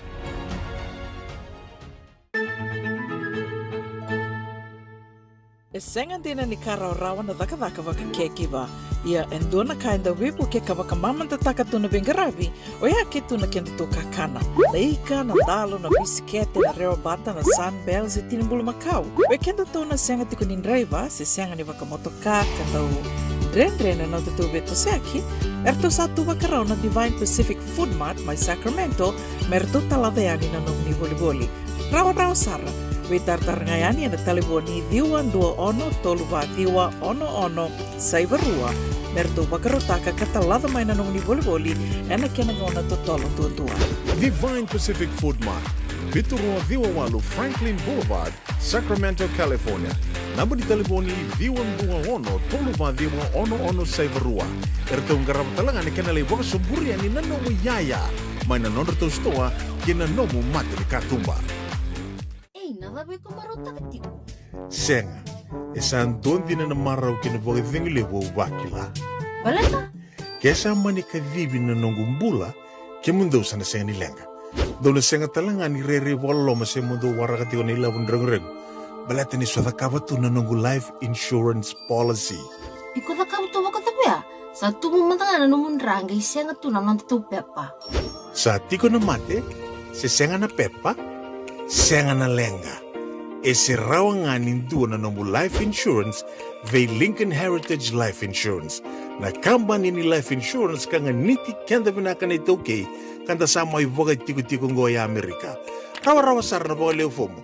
Text mai kina V78 812 3385 ena kena itukutuku matailalai. JJ's Food Shack. Etiku kedi kina na kakana boka biti me bakana kokonda. Lobo benga ni ngai kani do itu na bundi nan dalo se tapioca. Na kakana boka malangi me bakana steak baka loka kena coleslaw. Wee! Na karitoa sa wadha badina na kani kana. Kay tiku talanga na nono specials and the lomo ni madawa. Dau tamba na Facebook. Na doi ni tiwa ya na bani mandrai pai ke na bungatale. Go na JJ's Food Shack. Viu Valley mo Billie Jean Street, Santa Rosa, California. Pero talagang rito dili mo yang may Santa Rosa, may yato sarani kinavato. Giritirito sana kinavitu sa ibabitu tolo vio tolo dundu al limono. JJ's Food Shack, Santa Rosa, California. Ito binunggu tadi kuna hepatitis B. Ya sangat tuni bakilau ko ento naka. May adabo ni gilay taura na hepatitis B test na madaw sao. Asama ni lidula ni tataro ni hepatitis B. Karato sana tango makikina na nito matubabali mana matire bakyo. Sa kabibi kina manila indikebi kator na hepatitis B test. Witartar mai kina taliboni 527 ono bituba 582 sa sikobana www.sfhetpdfree.org na kena itukutuk matalilay. Apo toko bikin tini kelima na miniti may lima na kaloko biokan lamani da sarango do chian kena mai bonga ta kita lebih kenta na ikeruan ni nonda ni wasi ni bitalo no na madon sauti ro bitalo cho aikin ne biadani anda bo bina cho kin company bina Divine Food Mart na bugun to bito politiko ro nda ro talikin na bitalo no ni city pini roturala ke ano the Prime Minister city pini rembuka en ulutanga ni nonda italano baga mazawa ando wador chuka na visingo buki lulu o ya na toso ni ngauna na maka ni robitalano ke ingas ni buli polongerechi na siama sar chuka nonda bunola monibiti o ya ni sibina 5 en tini na miniti aba mbula be yetina TJ mumbula ba ni bina chuka ato na bugi bingarabi mai Los Angeles lolom talangani be tabale merisendi na kabina ngani ku ba ni bina talanga be mala lang besi klani lele besar ando ba murietu na programu santanga mai rongo do choya na kabina ngani ku ba talangkin na be yarto na mati lolo bulubna ka kibuni api salo membio tumbu kla bingara bitok mai na tokelo lo ma no do burubura na ngono go mumbulo binaka ba ka ni binaka da buguri bingarabi ka ba ni binaka talangkin matu pa lembio tumbu mai na no do bonolo mani bici akani sin rabu ni sambulo binaka hello to you na italu dambose bago ni binaka juga ni buan nukuturang na itama yaw ngo kla ni bago ni binaka talakin na madetimin ni asana bago turang kantabu na buku ni bawa ucuk na ngito na mazango na Super Rugby Union bago talakin na be latiletan da beta kerto na ke anti sendi mai San Carlos ndro sambulo binaka bago ni binaka juga na buku ni bitokani na ekabi de bingarabi and then that sen lu telang kina be kibni turang na marama derbu kena ngone lewa ko sabore ta chu santana sanga mentana tosto ni malu no non da bagong serre en yakabni bingara bindai mele zoban sibina 5 en tini na miniti sujer toma na mate lolo to kana tangin dele ya topa na italano ni urembuta mentana rongo da manta en kabni bingara bindai Ndona pikila iba kadir lolo manggo mai andele na besi araw na die dele na kai kin dele na besi ayaw amen ni bulo bina kana bulio chuma indele na besi kin dele na kai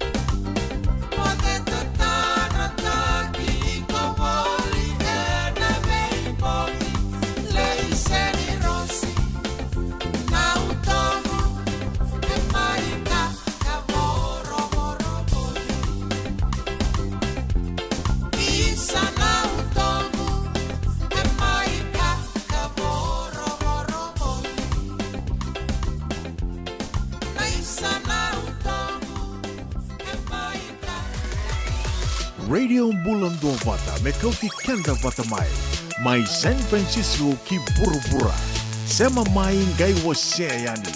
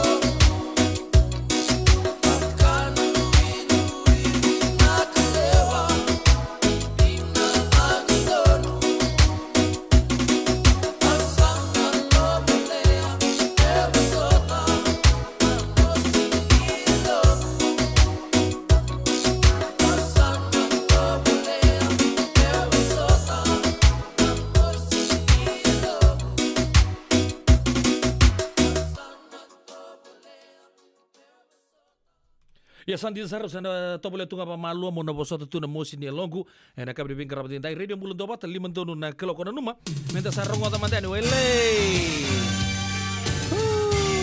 totolo tal no tulan de bay na turanga nai tai ya na ro mai balisong kuna kabri bin karabatin dai no numa me usan kadi boka mantani bekenta baleta na kuna dondon me kadi boikina tal no tukina na wekanta mai na tu ya sawa bala ya siti bin raturala kena matai di tutuku sakun robi USA barbecue na fundraising event na boka diru sarchunga na singa boka rowayengo tini kinaono na kaloko vasanga bulu nan dola dona kemu terre barbecue ni za au lamb chops na ika toa sausage potato salad vegetable salad dessert fruits kena drink sako eto ko nga baka sama takanin do tuin nan dona baka barbecue sa arto baka takatalitsunga na wekanda mai da kaun robe na baga dorchu na barbecue ngo ke na volleyball la ko na barbecue ba bunun tu na volleyball nge boleh tonga bang gotos mai meta mai maruta kana baba uni da au wat kena waini vanua wasa usau mande da au ke baka ni bina kata na otoya ni mendura ke barbecue melindua ngiriti sofa na telefoni vitu saiba vitu tolu 5 diwa walu diwa onova all welcome to the Zakaun Robbie USA barbecue gana bodur chiko and Rincon Valley Community Park 52 saiba walu Badger Road Santa Rosa California na Bay Area OGs talanga ando chiko na norto Glamorous Vitu 5 Island Night Glamorous Vitu 5 Island Night ngo rongo en bogadur chiko na Freedman's Event Center mai Santa Rosa talanga kan bogadur chiko en Madomingo na bogadur chiko kina na ikarusa bulkaon ne okosita yana siga bogorwa indonan $1 per person bogadur baru tagitu na bagakabi island menu dinner and drinks bogatala kina live entertainment sekarang ngulit tapi tali cunga kina DJ na ono tuntu break kina na geng ni live guys siama tu na DJ me ado pasarangan ni lei tapa na tega buta kichiko en tolu na kaloko na kabi me le adobo tiko yani na tini na kaloko en mbongi yan visure tingono Vitu 5 Island Night Girchi Meronimbola 415-871-6990 sebi ati ata tabu namba di telefoni ono 5 saiba Vitu 2 saiba ruan 2 saiba sebi neita leisane ken rembuka 914-770-5400 orto talangan wekangun renrengoni ono leila ye natiki no ono kandavu en bunole bungo merke na bodo chingdo no to soli on foundation USA soli ngona buku chinga no to kona chigon na tini keruana primary schools mai na sana bogo turang o kandavu bodo chinga katini kedio talangan isinga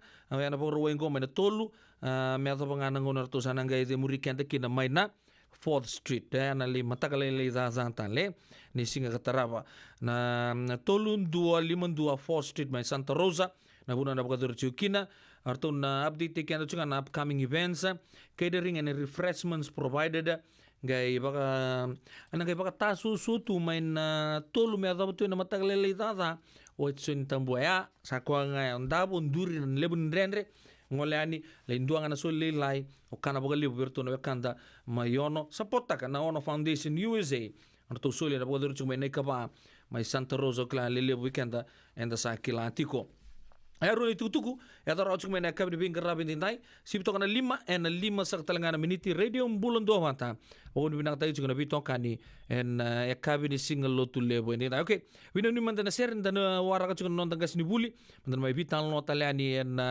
andu tal na kabini non davi e tatalonoa bang bulu chuku be litia tu bakawa andu na seren numiki na bulu ngarvatu ke baka ndonu en kabi donu Luis Dexter koroi tu da kau bulu benaka tubili ve ramburau ni sambula ke meni brother simelim bola mai pereluma pa totok na bataka kanan no bador tokan da kabini abi no sempati toka tala membara bi gar me bodega ye ke baka kina sa lolo matu ya tu bikem to brother simelim bola na kabini ngani kuwa straining heaven word litia tu bakawa ke irto na nomuni mato bu vale ke kemni to dok sar nebio kani oni siama chuku mai na kabini binga rabin tai obambulo talanga be road na baka singal lebu chuku na kabini ngani kuwa o una bata ke koko marama kai koko klani sa set taltu taltu ni koko binaka mentona le sota de non to ba na kabini ngani kuwa na ngai refresh te kemni sara ya na bunon ro siama chuku mai kina na kabini binga rabin tai Ngona coconut bumbling my big wheels Anong dapat ay?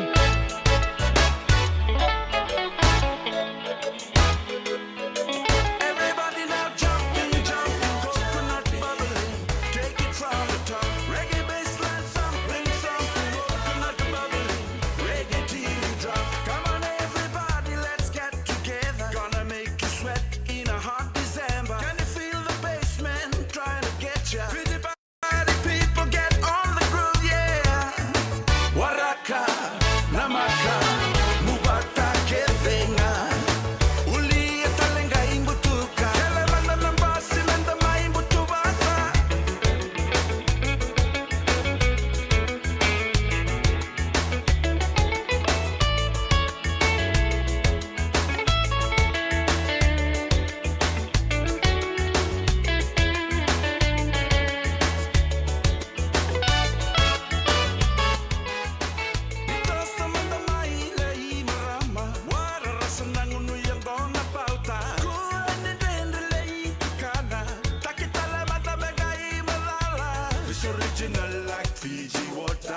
Fire but the mic and allow me cover. Bubbling when the music hits ya. Coconut water to cool the fire. Everybody now jumping, jumping. Coconut bubbling, take it from the top. Reggae bassline, something, something. Coconut bubbling, reggae till you drop. Everybody now jumping, jumping. Coconut bubbling, take it from the top. Reggae bassline, something, something. Coconut bubbling, reggae till you drop. Everybody now jumping, jumping. Coconut bubbling, take it from the top. Reggae bassline, something, something. Coconut bubbling, reggae till you drop. Everybody now jumping, jumping. Coconut bubbling, take it from the top. Reggae bassline, something, something. Coconut bubbling, reggae till you drop. Drop, drop, drop. Come on, everybody. Drop, drop, drop. Waraka, namaka, mubata kevenga. Uli talenga imbutuka.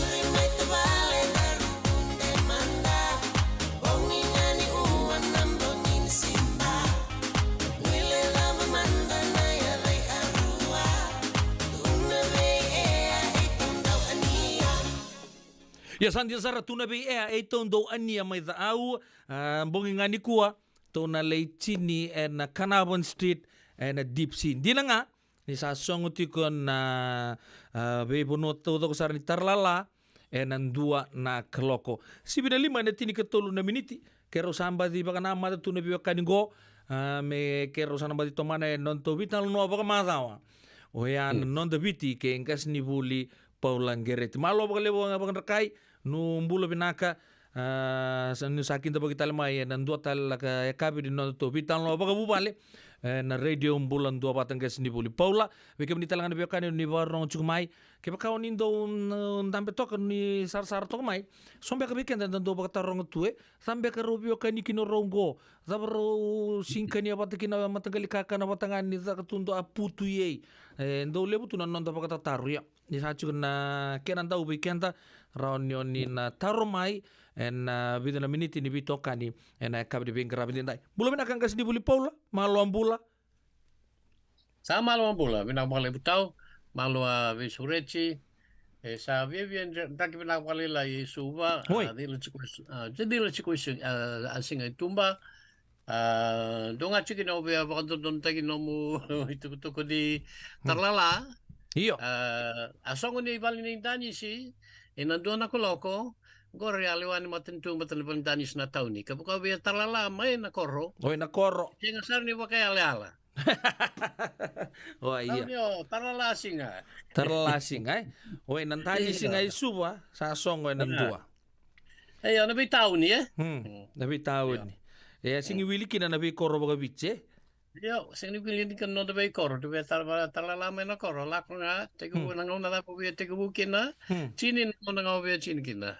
Chini kana ngona be chini kin simber dor la ko wan no dor vital no e kana ku me bakan dor tum tal mai na madaw sau chime mai tomani kina na vital no e ka ko chiko na tarlala on dor mo dor vital ni tal no man de ke mo suba iliu e tuku ni asenga ni ya dokina na ngunu au ba bango la ko ngayani la ko tuna sere era to ko Indonesia na marama turang go ndambula binaka sartunga anda Dangay tarlalatu. Nango na auto ni talanoman da buku ni bakasama. Tu ni asyang sarangan ni se baka yang atakikina na way ni sambutu siya na way ni bibang matintag sa tunggo. Orang ko tinindo mener tumbek nga uir na way kanta na mabalang ginangon na kenda sa kuwa nga ay suba.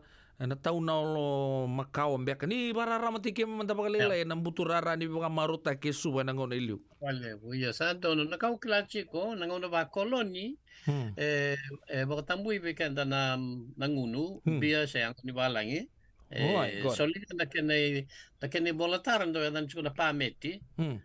Metenga do solinga version na turanga. Aranga indo sing ni ngunu na bal ni ngunu ra ngunu nga manakalabo. Nakalabong ko rin may baka na Fiji Club, na Defense Club, na tapos siya nakalabong rin ngunukin na turang, marang ngunu batikir na babalang. Na kaninaki maraku may kunilab na matin, Yo, sa nabakang bautan ni matentu bakolon, ni kaya baka taray baka Vitalia, may da ngunu bias, ngunu whiskey, sana lebo nga na mateni, sana sing ni pakayador, sana na balolom na vichinani, sana nga na tete, chikin ko ro, bakang bautan na baby ang dinakina, yo, sama ni baka tampui, ko sengen di turang na tong vanwa baka tambut me tarana yang kon ni walang me ado ba kana chinika iyo bibiyang nga ni baka kuila chinika diwa se na ngono ni sa uchikin na ngono ba kolonia na chinika diwa vitsanga bulu me dom na ngono be kaya iyo na biba marau taki ronga naman na sere isa India ang gerong nga nakando da kanang ono ba koloni sa India ro di tawra na lingangu reta nung ko binibong balabu aon Reykjavik na dapat niya pa masange do buchikin na sa rin ko da buchikin na bebuno ni Marau isuba in Raimba so sisom kin Raimba in Raimba chikukina indo na kan chiko na bali ningun yangona indo rong le na popo mai turaki iya Iyo, cukup taranga using mata lebe no bono draimba ya dono bono main draimba cukup kinan dono bono ni be bak marau taki ya okila endo losi kin Angona bono ni Angona e cukup beka sono bono ni ngunubia ya da kalau beka ngam balete ni na bosa na ser ni dumu kene bomanda rongo da na ser ni dumu ken babanda kena bambala bona ser ni dumu sangka ya na sangka ngonea na sangka endo tawa kina nambia ando ngunubia kina ni da dumu sangka ya ando ngunubia chiku da kene bos taki O ko ata le chuna. ya le bunga bono ni nguni Angona kita kena talala Au sangen burung o tapanto ko ni tukri bango. Orto ya to lang ser ni dumu chiku. Ora kena pambala be ana dumu sangka sanje. nakaurongo tangor ya Kembal ni sa sala ko chuna ngunumbi sa do kanga sa na ka chuka sa na do lo chuka ni mo dumu to chuka na sangkai na lebu no kaso we.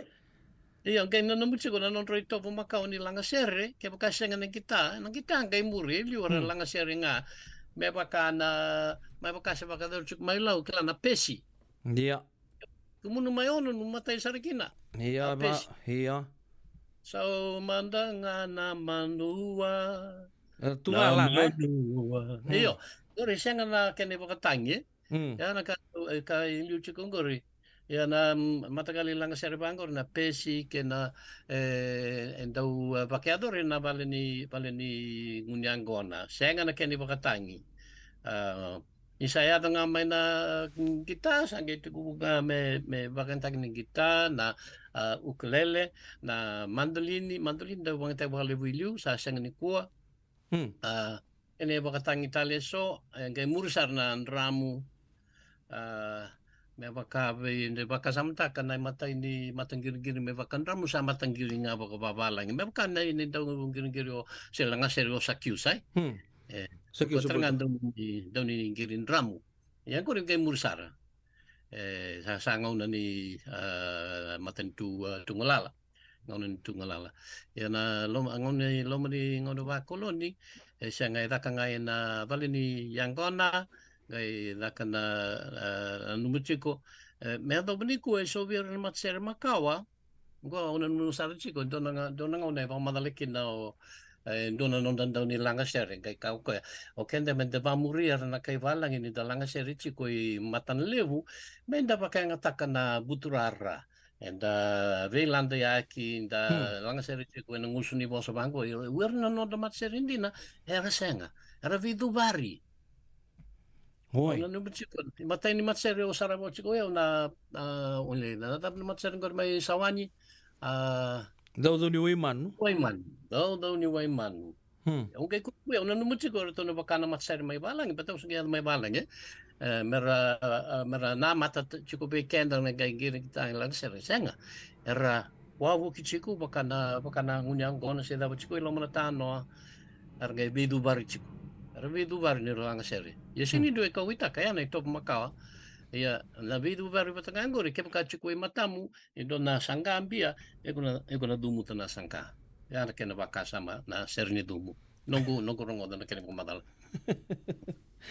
Ya, odi bakari taka chungor da bika ya tu au matanga nunggu turun na be marota kina ngonongo sa ndolo tu do tunga na be bono sara ngole ni kina na stoa sandolo tu weekend men da ngunu da marau na non da viti na ngono go le sale turta le tani sale baga turta le tukin le na bibala anda baga sarabu tu na ngono go yo klani o kwe na nomuni o klan klabi na kwe woi tunga ni vital noa kina marau meninda soto tu baga bio kanye ya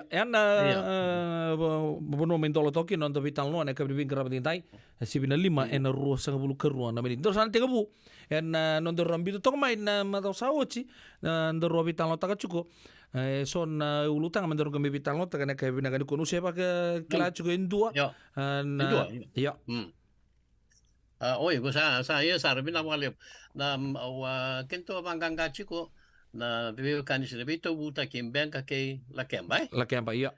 Kay lakemba, ungay daw so na kanital no rongo, then do na kanital no ni do na lube ito lakemba, ngoy sing ni balit ito na ho. E muli tana tui la kemba. O rito na turangi liu mai lau ni sember na tui neu.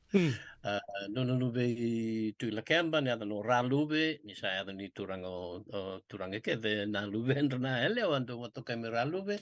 E lava kamba chiku na buni mamba, ngai tumbu na buni mamba, tumbu sara le ada sari benga, ngai sombu mai kina sangai le ranji ni bali le mai benga. Ando na kental no.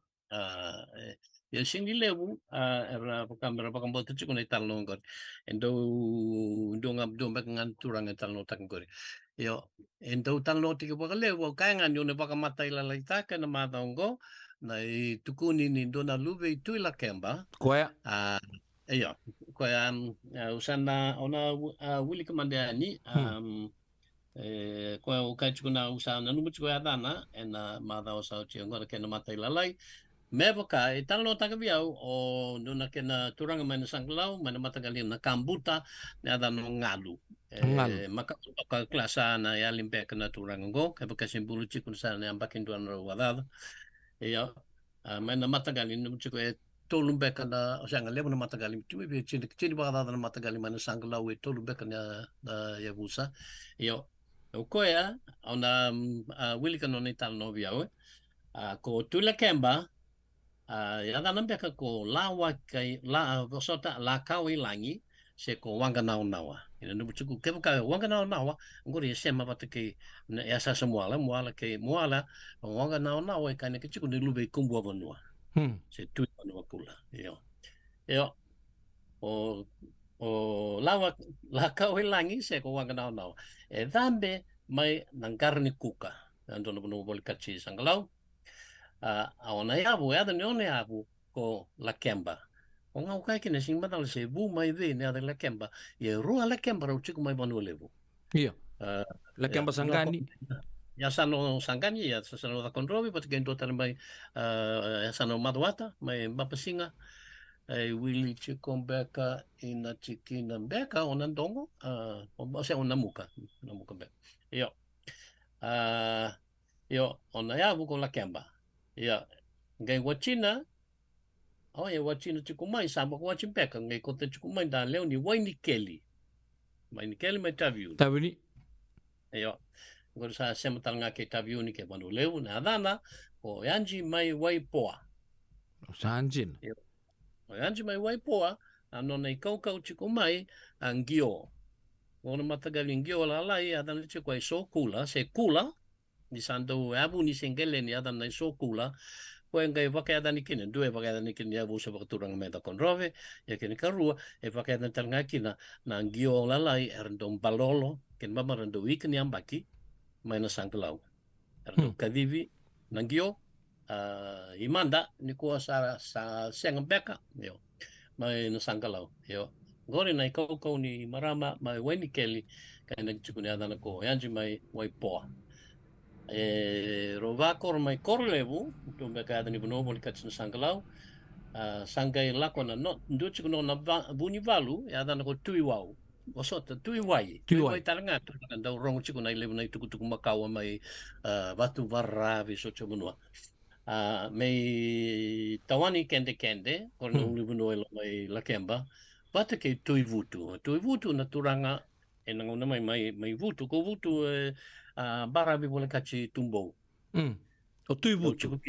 Ya, tui vutu ata turang beka mai vutu, o vutu ndo rongo chiku ni barabi barabi totoka gai chiku kine manda bani mandrai changa. Asyang. Ya ndo kene chiku mandrai kana bina changa ndo ya chiku mela kemo changa. Ongai kilana ndo kero vital no len ya kam ka lubi changa ko ka tau ia tekin beka matsaria kambani mai serne rei funga wai George Knight tu na sanggalau malo iyo orto ke le ni kambania ke Joe Chen Joe Chen kari Changa lu bichanga ndo babi mandrai mai butu cho changa oche ako tui butu kala ki la chiku ikende ena uli bunu mai la kemba ngai aluvei tui wai en mamali makumbui tui la kemba adana ko saroi ni daba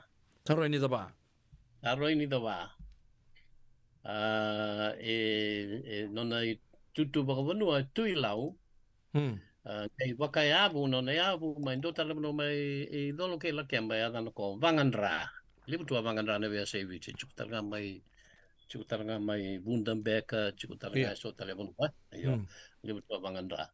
Ia. O tingori se tamada labuna I kaina ke chico e tu ka lako ki ngau.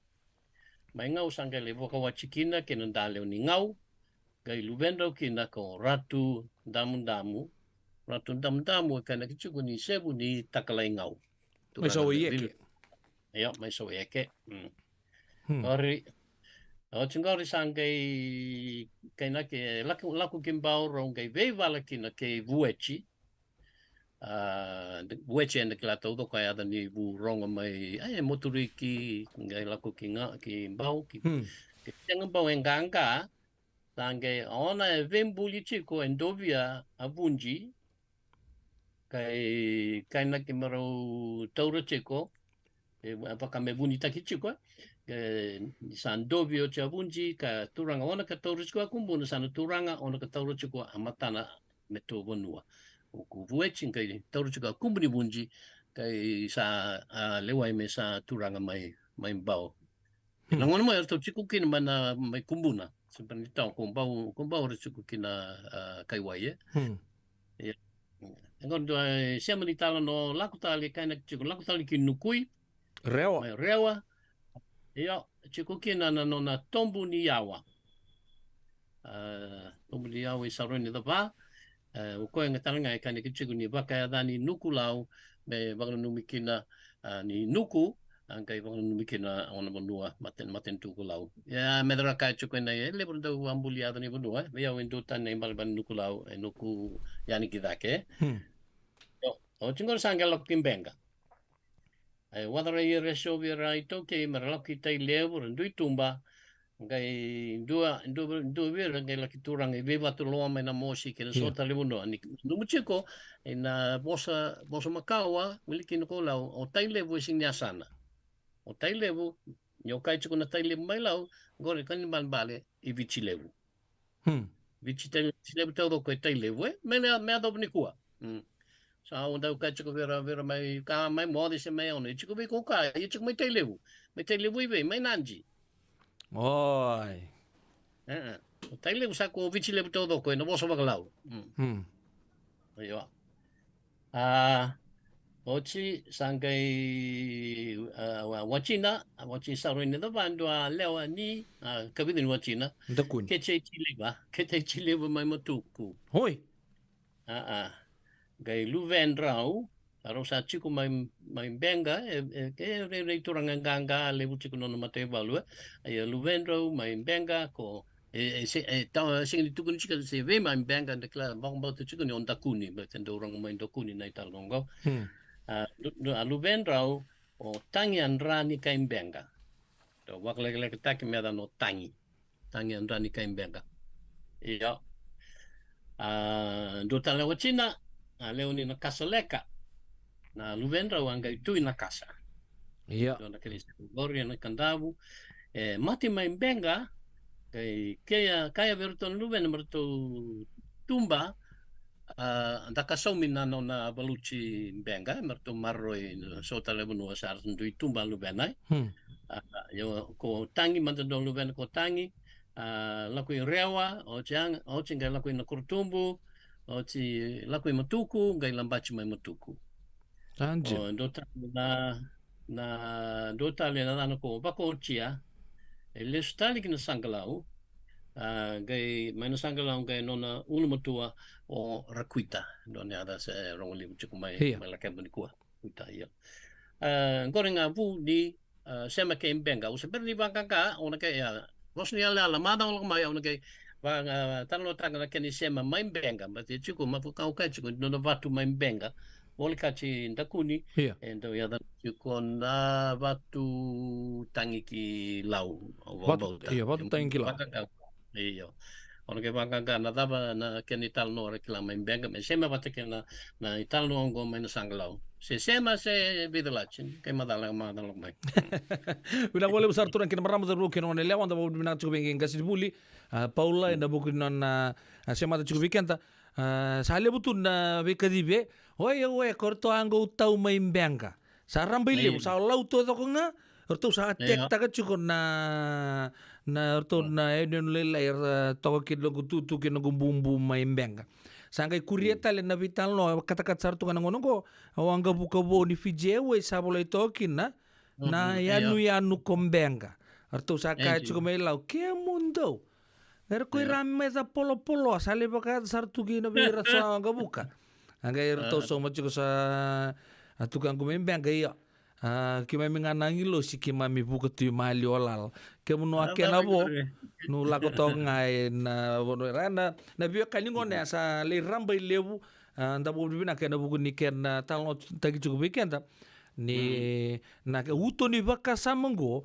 ya ndua ngana koro kinan ndua mbeka na ya nuyan ndana kita sere ka bobina ka ena maza wakatumai kasi buli ito sunga nonda vital no na ke binanga ni ko pambuta ni vita toka na nonda vital no arumbe toka mena maza sauchi anu siapa kasama tegina indua oya na nugo tarong chung ni bikemuni oya so na itobo boga bichi ko tuguna ni so atara na so na ngauna se ado mai lo masanga mai bi sauchi ko balalai kona bi oirna berndo bitambuki se tobo nga mai liu se arabi bosaki mai mantang ga mai bisa welom au pambo to puno beka mai dapat altonga kine induan iwasi non to vital no se bibi Anjina iyo na matakali bitambuki bangun matai ka medikila yala nga na so no benua na bitambuki au wakamba tini top makawa batau lebo bol makawa boleh tukina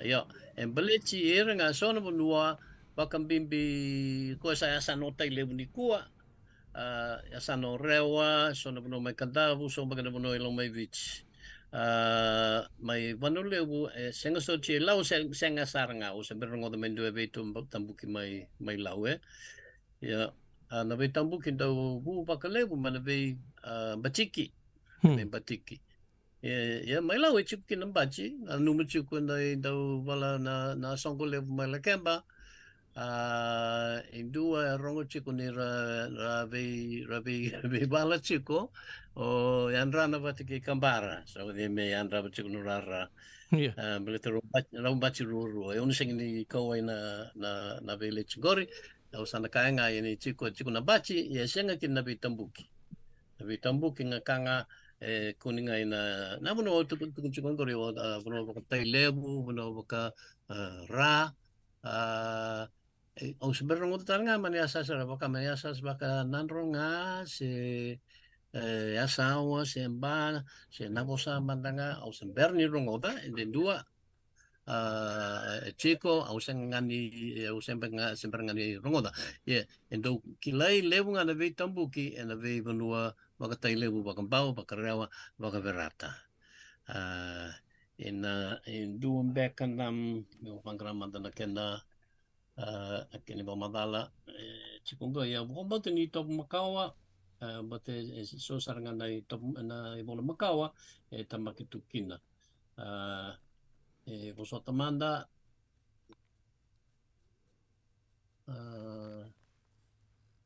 awa na vitambani okay luego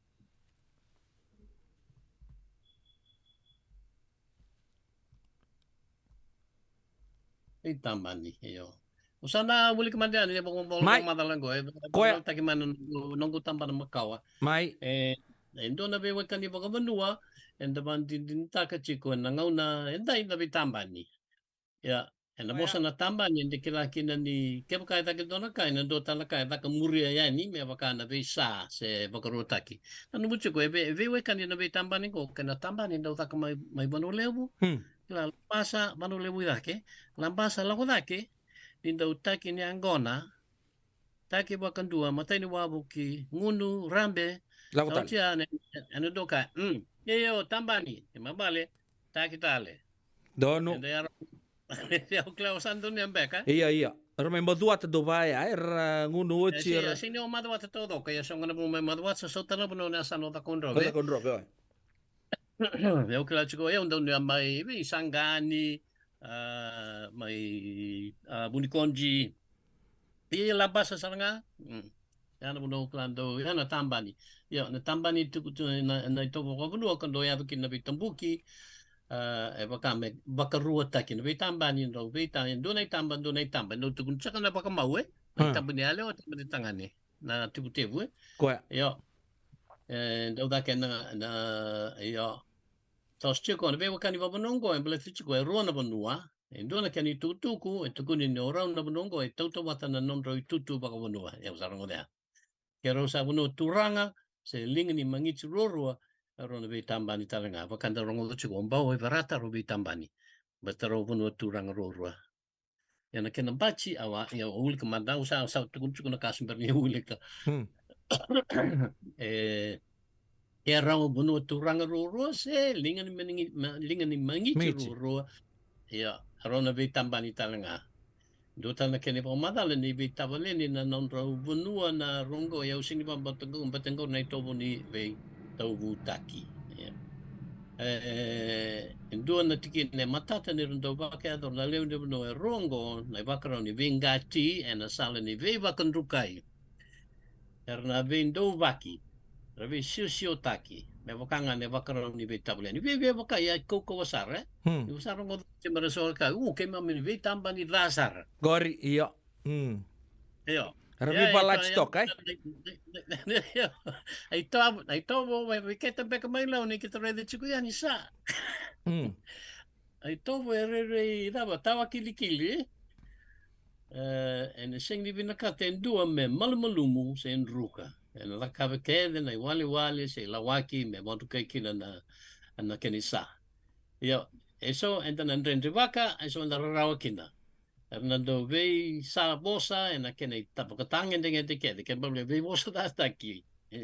En na lenga na rongodi retiko. Ya na ve bosa que na ve kara kaba era senga sa ni milkina.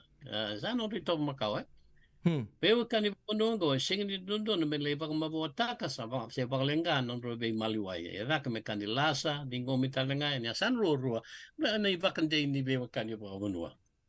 Kini ba rai takengo tailevu. Toka kina vida no no vitamba ni me o vuta vida. Tua o tai bunglei o na tuba na meka watu karasa ato vitamba ni ke wainimbuka. Sanje. Iya. Yo. O dau samu ato vitamba ni ke na bunsole. Yo. O toka ato vitamba ni ke na kelo. Dala biwa kani kile bu ya. Ile bungori. Iya. Kada iberto ne wekanto mai toka na turang na kelo marto bati kalavo tondo so meles mai na turang toka na bati bale ya na bale na ken baba na ngata na bos makawni kalavo ken ngata yo sanjena ento na tutu ko bletina sano na tasiri bakrai ta kito ken runa bondua ken runa matagali bitambani se vi kaki matani se vi kakan matani Iya. Ya dana vire. Dua o na coin draw. Erto kena kaki mata. Ya dana vire se mata ki muera na mata gali o verata. Muera ngori mai na uni wa animal Sanje. Ya bus chiko nga na coin draw.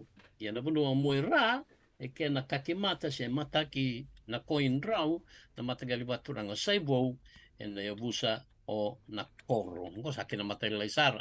Ron matagal rongo ron garabi tabi bata o saibo en yabusa o nakoro que na matagal o verata en yabusa o na coindrau ron vi kaki matani na ibalawal ni bewe kaningo e vakanga na ibalawal ni vi tambani que le butu. Ya claro ya rongo na kenital no eu sempre ni rai de matangu o rongo nga ni so na le na koko ni vi tambani ra lubuluwa. Oi. Kau rongo ba Makawan beka. Ya, nanda kuni kuila se salo masar cunga ni kuila ko. Belum di kuila. Kurang bunda. Oi.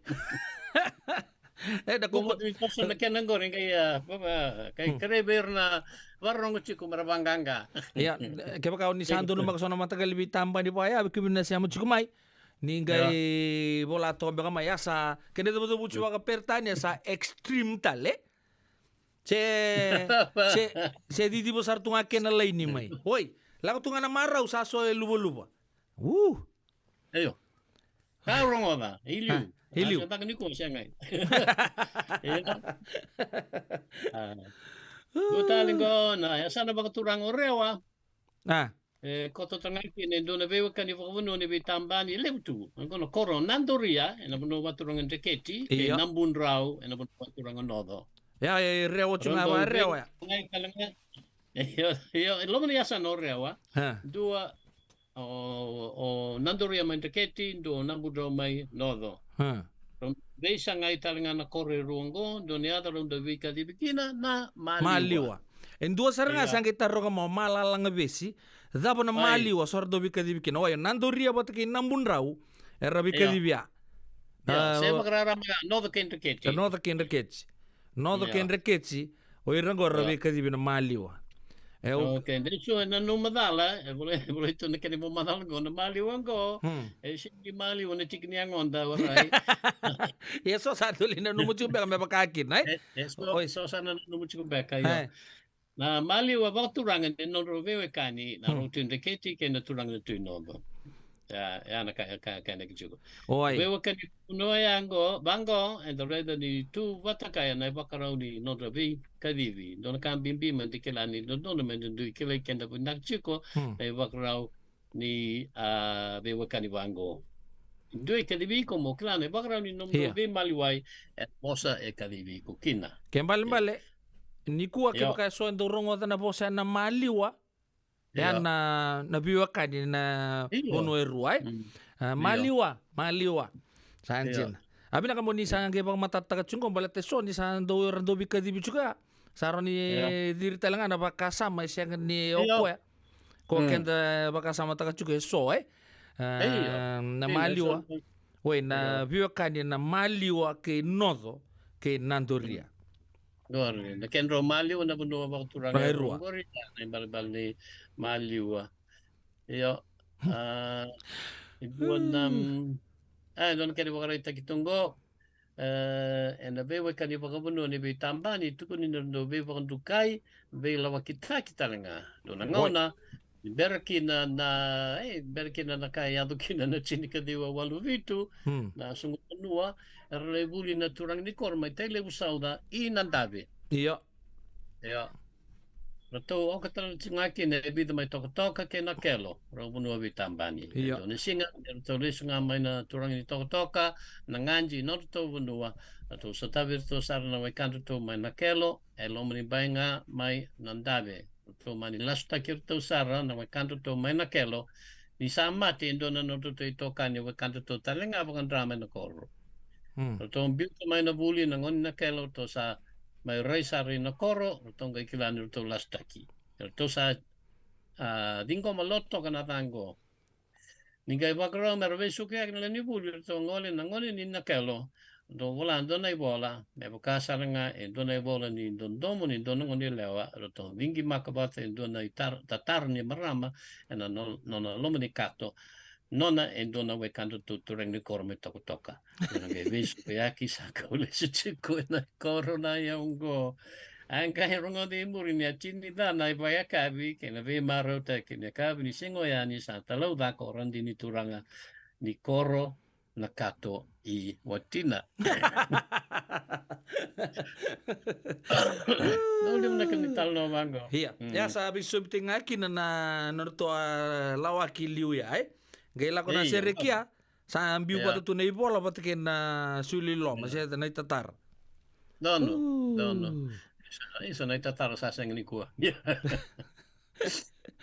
Ya bin na kani bakray taki sing ni yada busara na bitambuki ni kaka ni nakaukila ni chiku na bitambuki me baka ukila ba na may udini puno may berata Vatake na kena bunua baci o se o reo mantanga reo vatake na kena bunua baci e chukuna e kona vim batiki ya sing ni bitambani ya vim batiki e chukuna kena tambu ni re chukuna nambaci e kendra na ika pakararamba mantanga e na turanga e kendra na vuaka Pakalala ya una ke bangka ma domengo ke do so ke ne bokrai take bo mata la lai na vitambani pat ke na vitambuki pat ke na vimbatik Era no yo da ken lau sianga ket mai lau sing bau yo e ila we senga saranga ki na baka sama ngoe ba baka la via sei wich todo koe. iyo chiku nga baka me kakana ni bonua iyo baka ko ka omu bono turanga rong chiku na solo ye Kakana na bondo tondo igual. Abandua, yo, e wala chiku mai Santa Marsico se. Iya, todo wala to toka to awi to tai asa nei so angu karua. Ando mboka chunga nei tampa. Nindo tampa to kila soloi. Kila lo karua sikuri do wala to toka mai Santa Rosa. Siana buno boy chuchi na mai petelu mai. Ya o kila lo ke buno no sa kila bina to kana kan soloi kana binaka. Iya. Yo. Kanyo sa kuma din kuria. Kanyo chenga solo sa rot mandagore. Doang go tua mai mai vi turara se makoi. Makoi iya. Ondo wala ta chuko. Koren doa mo sa kanya kinaw kanya tanga mai ono chuk mai matokana. Binamada mai matokana o ngande boga bidike ono levo ngande tanga kindoi. Kore o kan solo ikina. Chico kakana ni bunua dui klei kini ke mai mode e mai menda rongo ina mali wati kene be mata galingalu bucere beata endo esenga avuka bia usenga mai mode beata o stick rongo da ye so usaro endo mata galingalu jina ya sing mata la engalu mai ve me banga ngetal ngangore ya ke todo que la bla tal tu mai ono vala veata kena bi matangal tele so ki baka ko be nube to bole tele so kena matangal nungol tele kiono nunangal to bole kina baka binak ya au bambo ni sandar ruya to chuma na mo ni nondor vitalo na kabina nuko kim sapa bi binak chuko le num sa sere ka chuko matele le ki mami vitalo do tele me to nube baka tekina na kaya bi ko so sana aku renga na nongko ka ni sa sara wili chuko ara leng mai na mai lahaina lahaina ya Koro turanga makawa o akai chukun madao sauchi ni sa ikarua ni waka mivira mai Hawaii. So ora na numu chiko mai baka bibeka ke munua baka chiko mai Amerika nu tau kila ko Hawaii ngai yasana ke Amerika na chinika di wa ono sanga bulu. Ni chinika di wa ono sanga bulu awa baka retakina talchunga ngas nibuli na medo no aba retakina nangona vitalo tagi chikino bichi me soli ki pertania bita talangana matin tu asanda asapa iyo talanga Hawaii menda ngole na ruku na to Hawaii sana numsi ku mesana ngole ki Hawaii nangono mai ka matin tu matin tu sayanga tu ngalala ka matin ni kana tui nangona tu ngalala ki no kamehameha Kamehameha kay tarap talindung kay tarap aluben kay tarap na amakambuno ko liho ano nga kinamba kichini ka walu diwa sang bulu beka sarang kay aba bala rang kay sunguta menua so kay Amerika daw ni business batara data so di pa katapa kinabu wali pa katui may Hawaii sanjin Iyan daw nga na lumangkori ka turang kini ko laheng na. Matakali lebuka. Kalibuka lebuka.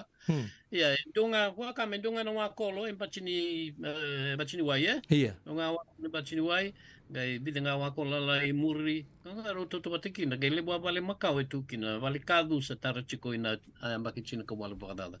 Una buni kena sa unre ka kamera rawa batin kina balik. Iyo. Tara balolo mo si Willie Chuk nga na ngonda na wakalengay kina sa Sibian Duan Raw.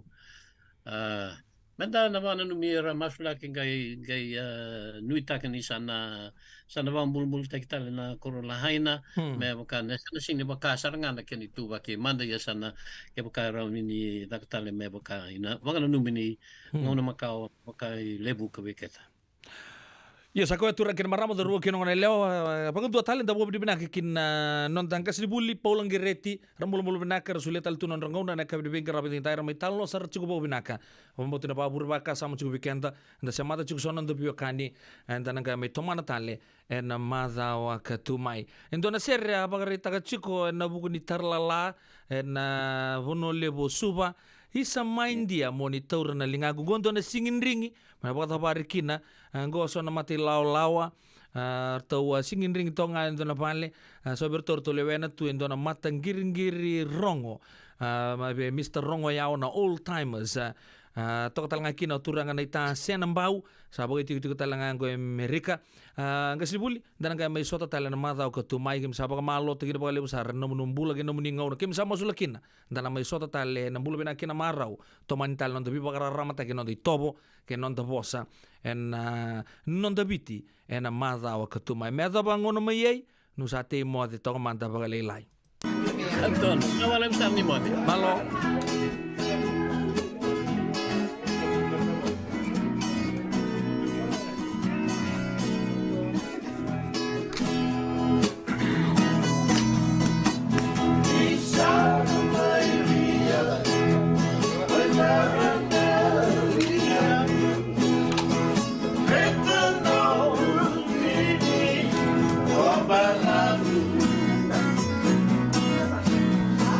I'm not right.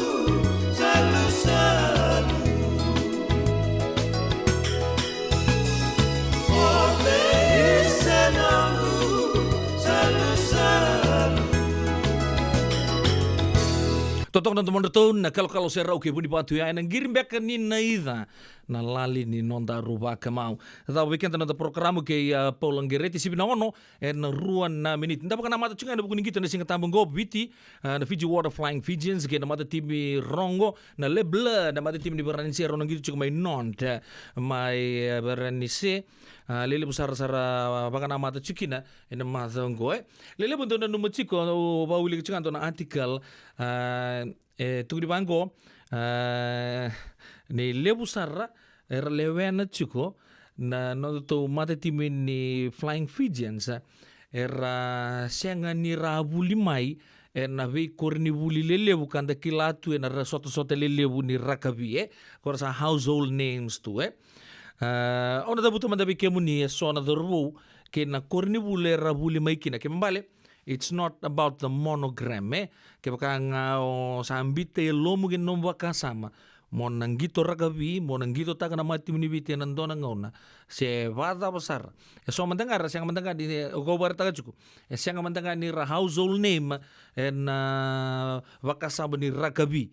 Andi na lebu na dorbo rase tok ngama in prominent rugby schools, Doda dorbo lewe na chuka na mati minibiti o leki ma tangi walu. Ngito chuka na dorbongo na itu ni flank loks talanga na sonongona. Ko abuli mai na Tilak High School. Wasa sau Tilak Frank Lomani non da halfback number 2 tiko na ngono abuli mai sabu na St. Bede's College. Non da kapitani ni Rugby World Cup. Wise na yadhalibu. Abuli nga mai na koribuli bola kabeira. O yana Lomeri Secondary School. Semi ranranra non da kapita ni na moni mazango na sota ke poranse pat ke Joseph Masi rau buli mai na Holy Cross College o ya mai wairiki mai tabuni ya bili be mira do talanga na dorbo bo rongo chuke na nrua ya buli mai na Botua Lebu College ke ba na ba muria nangong ni Coca-Cola Games ele usar na long distance run zara lang mikina ya kena produk na nonda flank katalanga ni mati ni biti la tal chunga na World Cup o Willy be mira ya runa dorbo o chone kurindundua batake ya Binaya Hambosi wing na mazango robuli mai na kurnibuli na singa toka veli mai na veli ya mai singa toka batake na singa toka Methodist singa toka Methodist batake na veli robuli mai kina na ruongo ya rona le rua kala rabobo kala biti rabobo ke leisan rosese na non da fullback ni rua ro old scholars ni Zubu College are na vida na bak sau cinco sate butala beta ke Zubu na bak sama ni rakabi ya ele butala nga rase cinco nga na traditional schools no non da setup ni mati ni biti to leva to angito cinco na Flying Fijians na ngono gorto buli na ratu kanda bule school ya o ciuta wa ni ngolo peni rabai luketangi ke na fullback o Sireli Mangala QBS talanga cuki ke harto na turbo ni mata patu dou non da tau huka te bita i kanivere me sanke ndonge Simeone Kurbo liki ratu melin der na langi main orto na main da bui lewu yan roa buli maikina o yan donon da prop ngito sar cukup bobina ka na matim ni Saracens Roni Mawi ke nungu weka main sana ba urang ora peni matalau orto talangan na dorbo ke na mai beuto tokin na ex-college ni Subgrama non da locks temo mai na Banua ke William Mata ke Joseph mais talanga mai buli baoti en Subgrama School yo William Mata talanga buli talanga mai balilai en Ratu Kanda buli school ya boleh to Joseph Masi sampai nunggu bi talanga le buli talanga ni balilai mai na Lesinu Secondary School Celestino Rabuta umanda ke samutawake raubuli mai kauni kuila na Maris Brothers High School buli mai ratu na bula ya o turanga weka Joshua Tuisoba ebita rabuli saranga mai balangi kanon da loka isoa na sila mai na Westfield Sports High School mai Australia te aiwaru dirkinda beta mai na St. Kinnigan College mai New Zealand ke Sam Matavesi non da huka mai na Cambon College talanga my United Kingdom. Ya na uir nonta torbo era chuko na nonta matitime na ngono ko. Kaya pale ono pela beta talangan to na kasama le weekend na buli na korni buli ka siang so sinar do rakabi da sana numa or to nga may QBS RKS na tibuni bichi.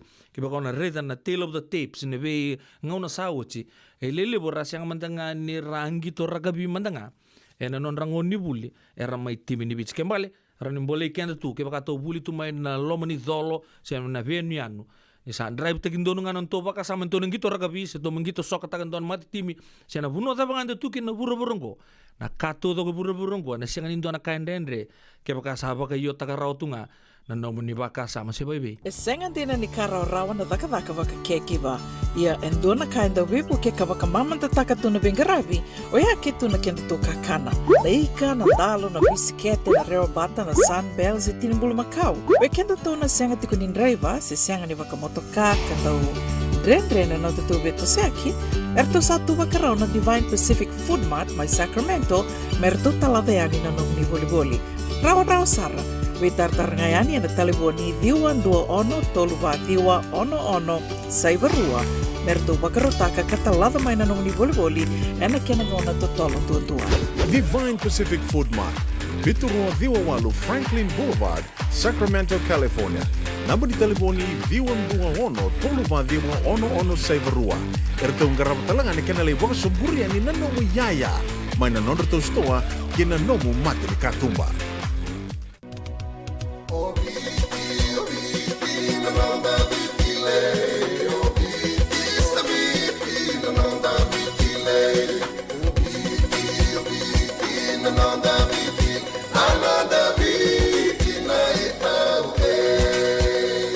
Na nonda biti ke ngasini buli paulangereki rongodi ena 5 na kaloko ena kabini lotule be kemudo e Amerika tini karuana kaloko ena singale buli bakaromboka be kemudo mai viti ena radio mbula tua bata San Francisco me kauti kenda batama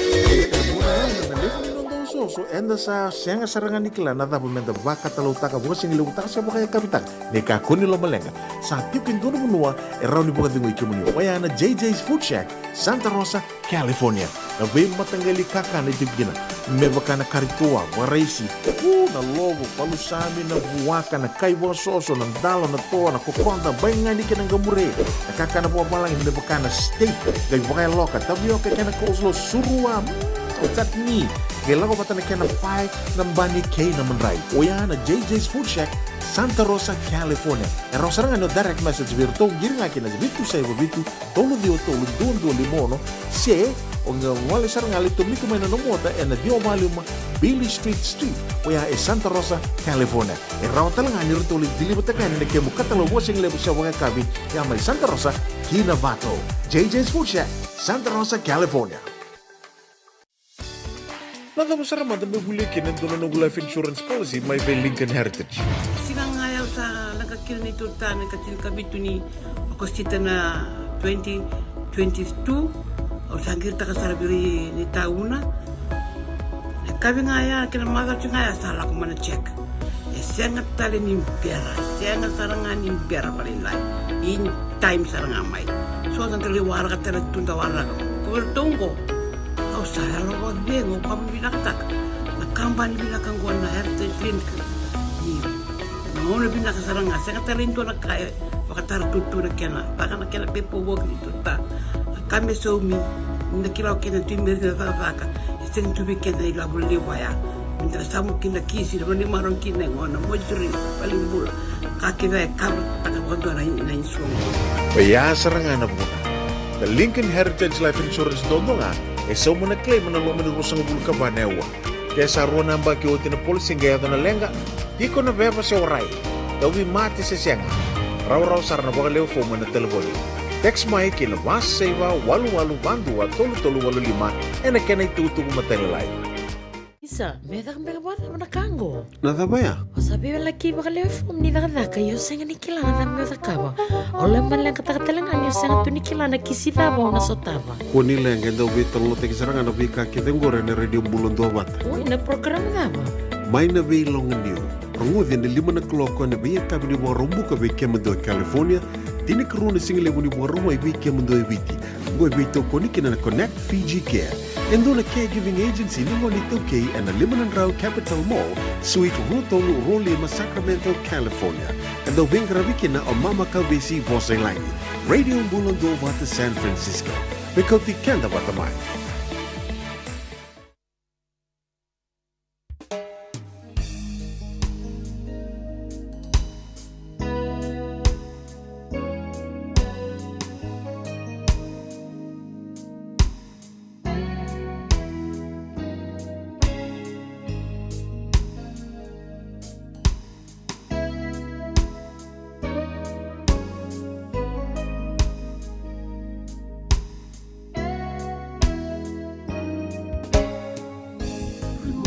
Sindina na tuya waki Ethiria wa mai o hingilandi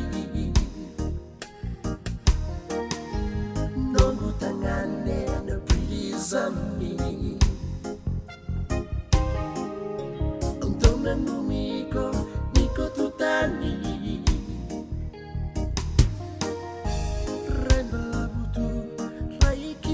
Suasa matamu botuma nenumi kotu yeah bendina dinati yalongu eu netungana tina mokila setale endua yeah rimosi mosindina natuya waki Yawa mai o hingilandi Nongo tangane na prizami Untona numiko niko tutani Warakiko otinangirami tavi Mule sumbulama Manina vei kila Togu tangane o salolo mayani Ola tangane awama Ule sumbula mai yeah Rimosi mosindina na tuya waki Tuya Firia wa mai o hingiladi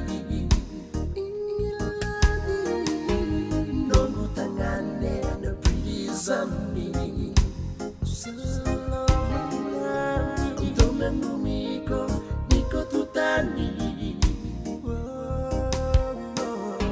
Rimosi mosindina na tuya waki Tubeya Efiria wa mai o hingiladi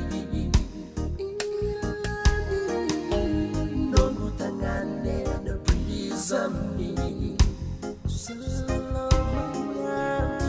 Numiko niko tutani Rimosi mosindina na tuya waki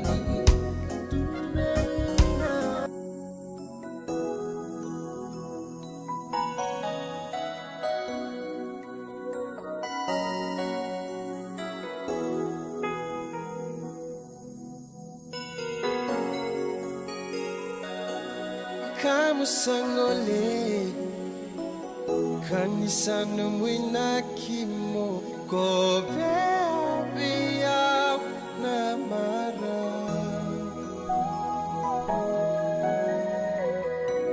Obaka mama su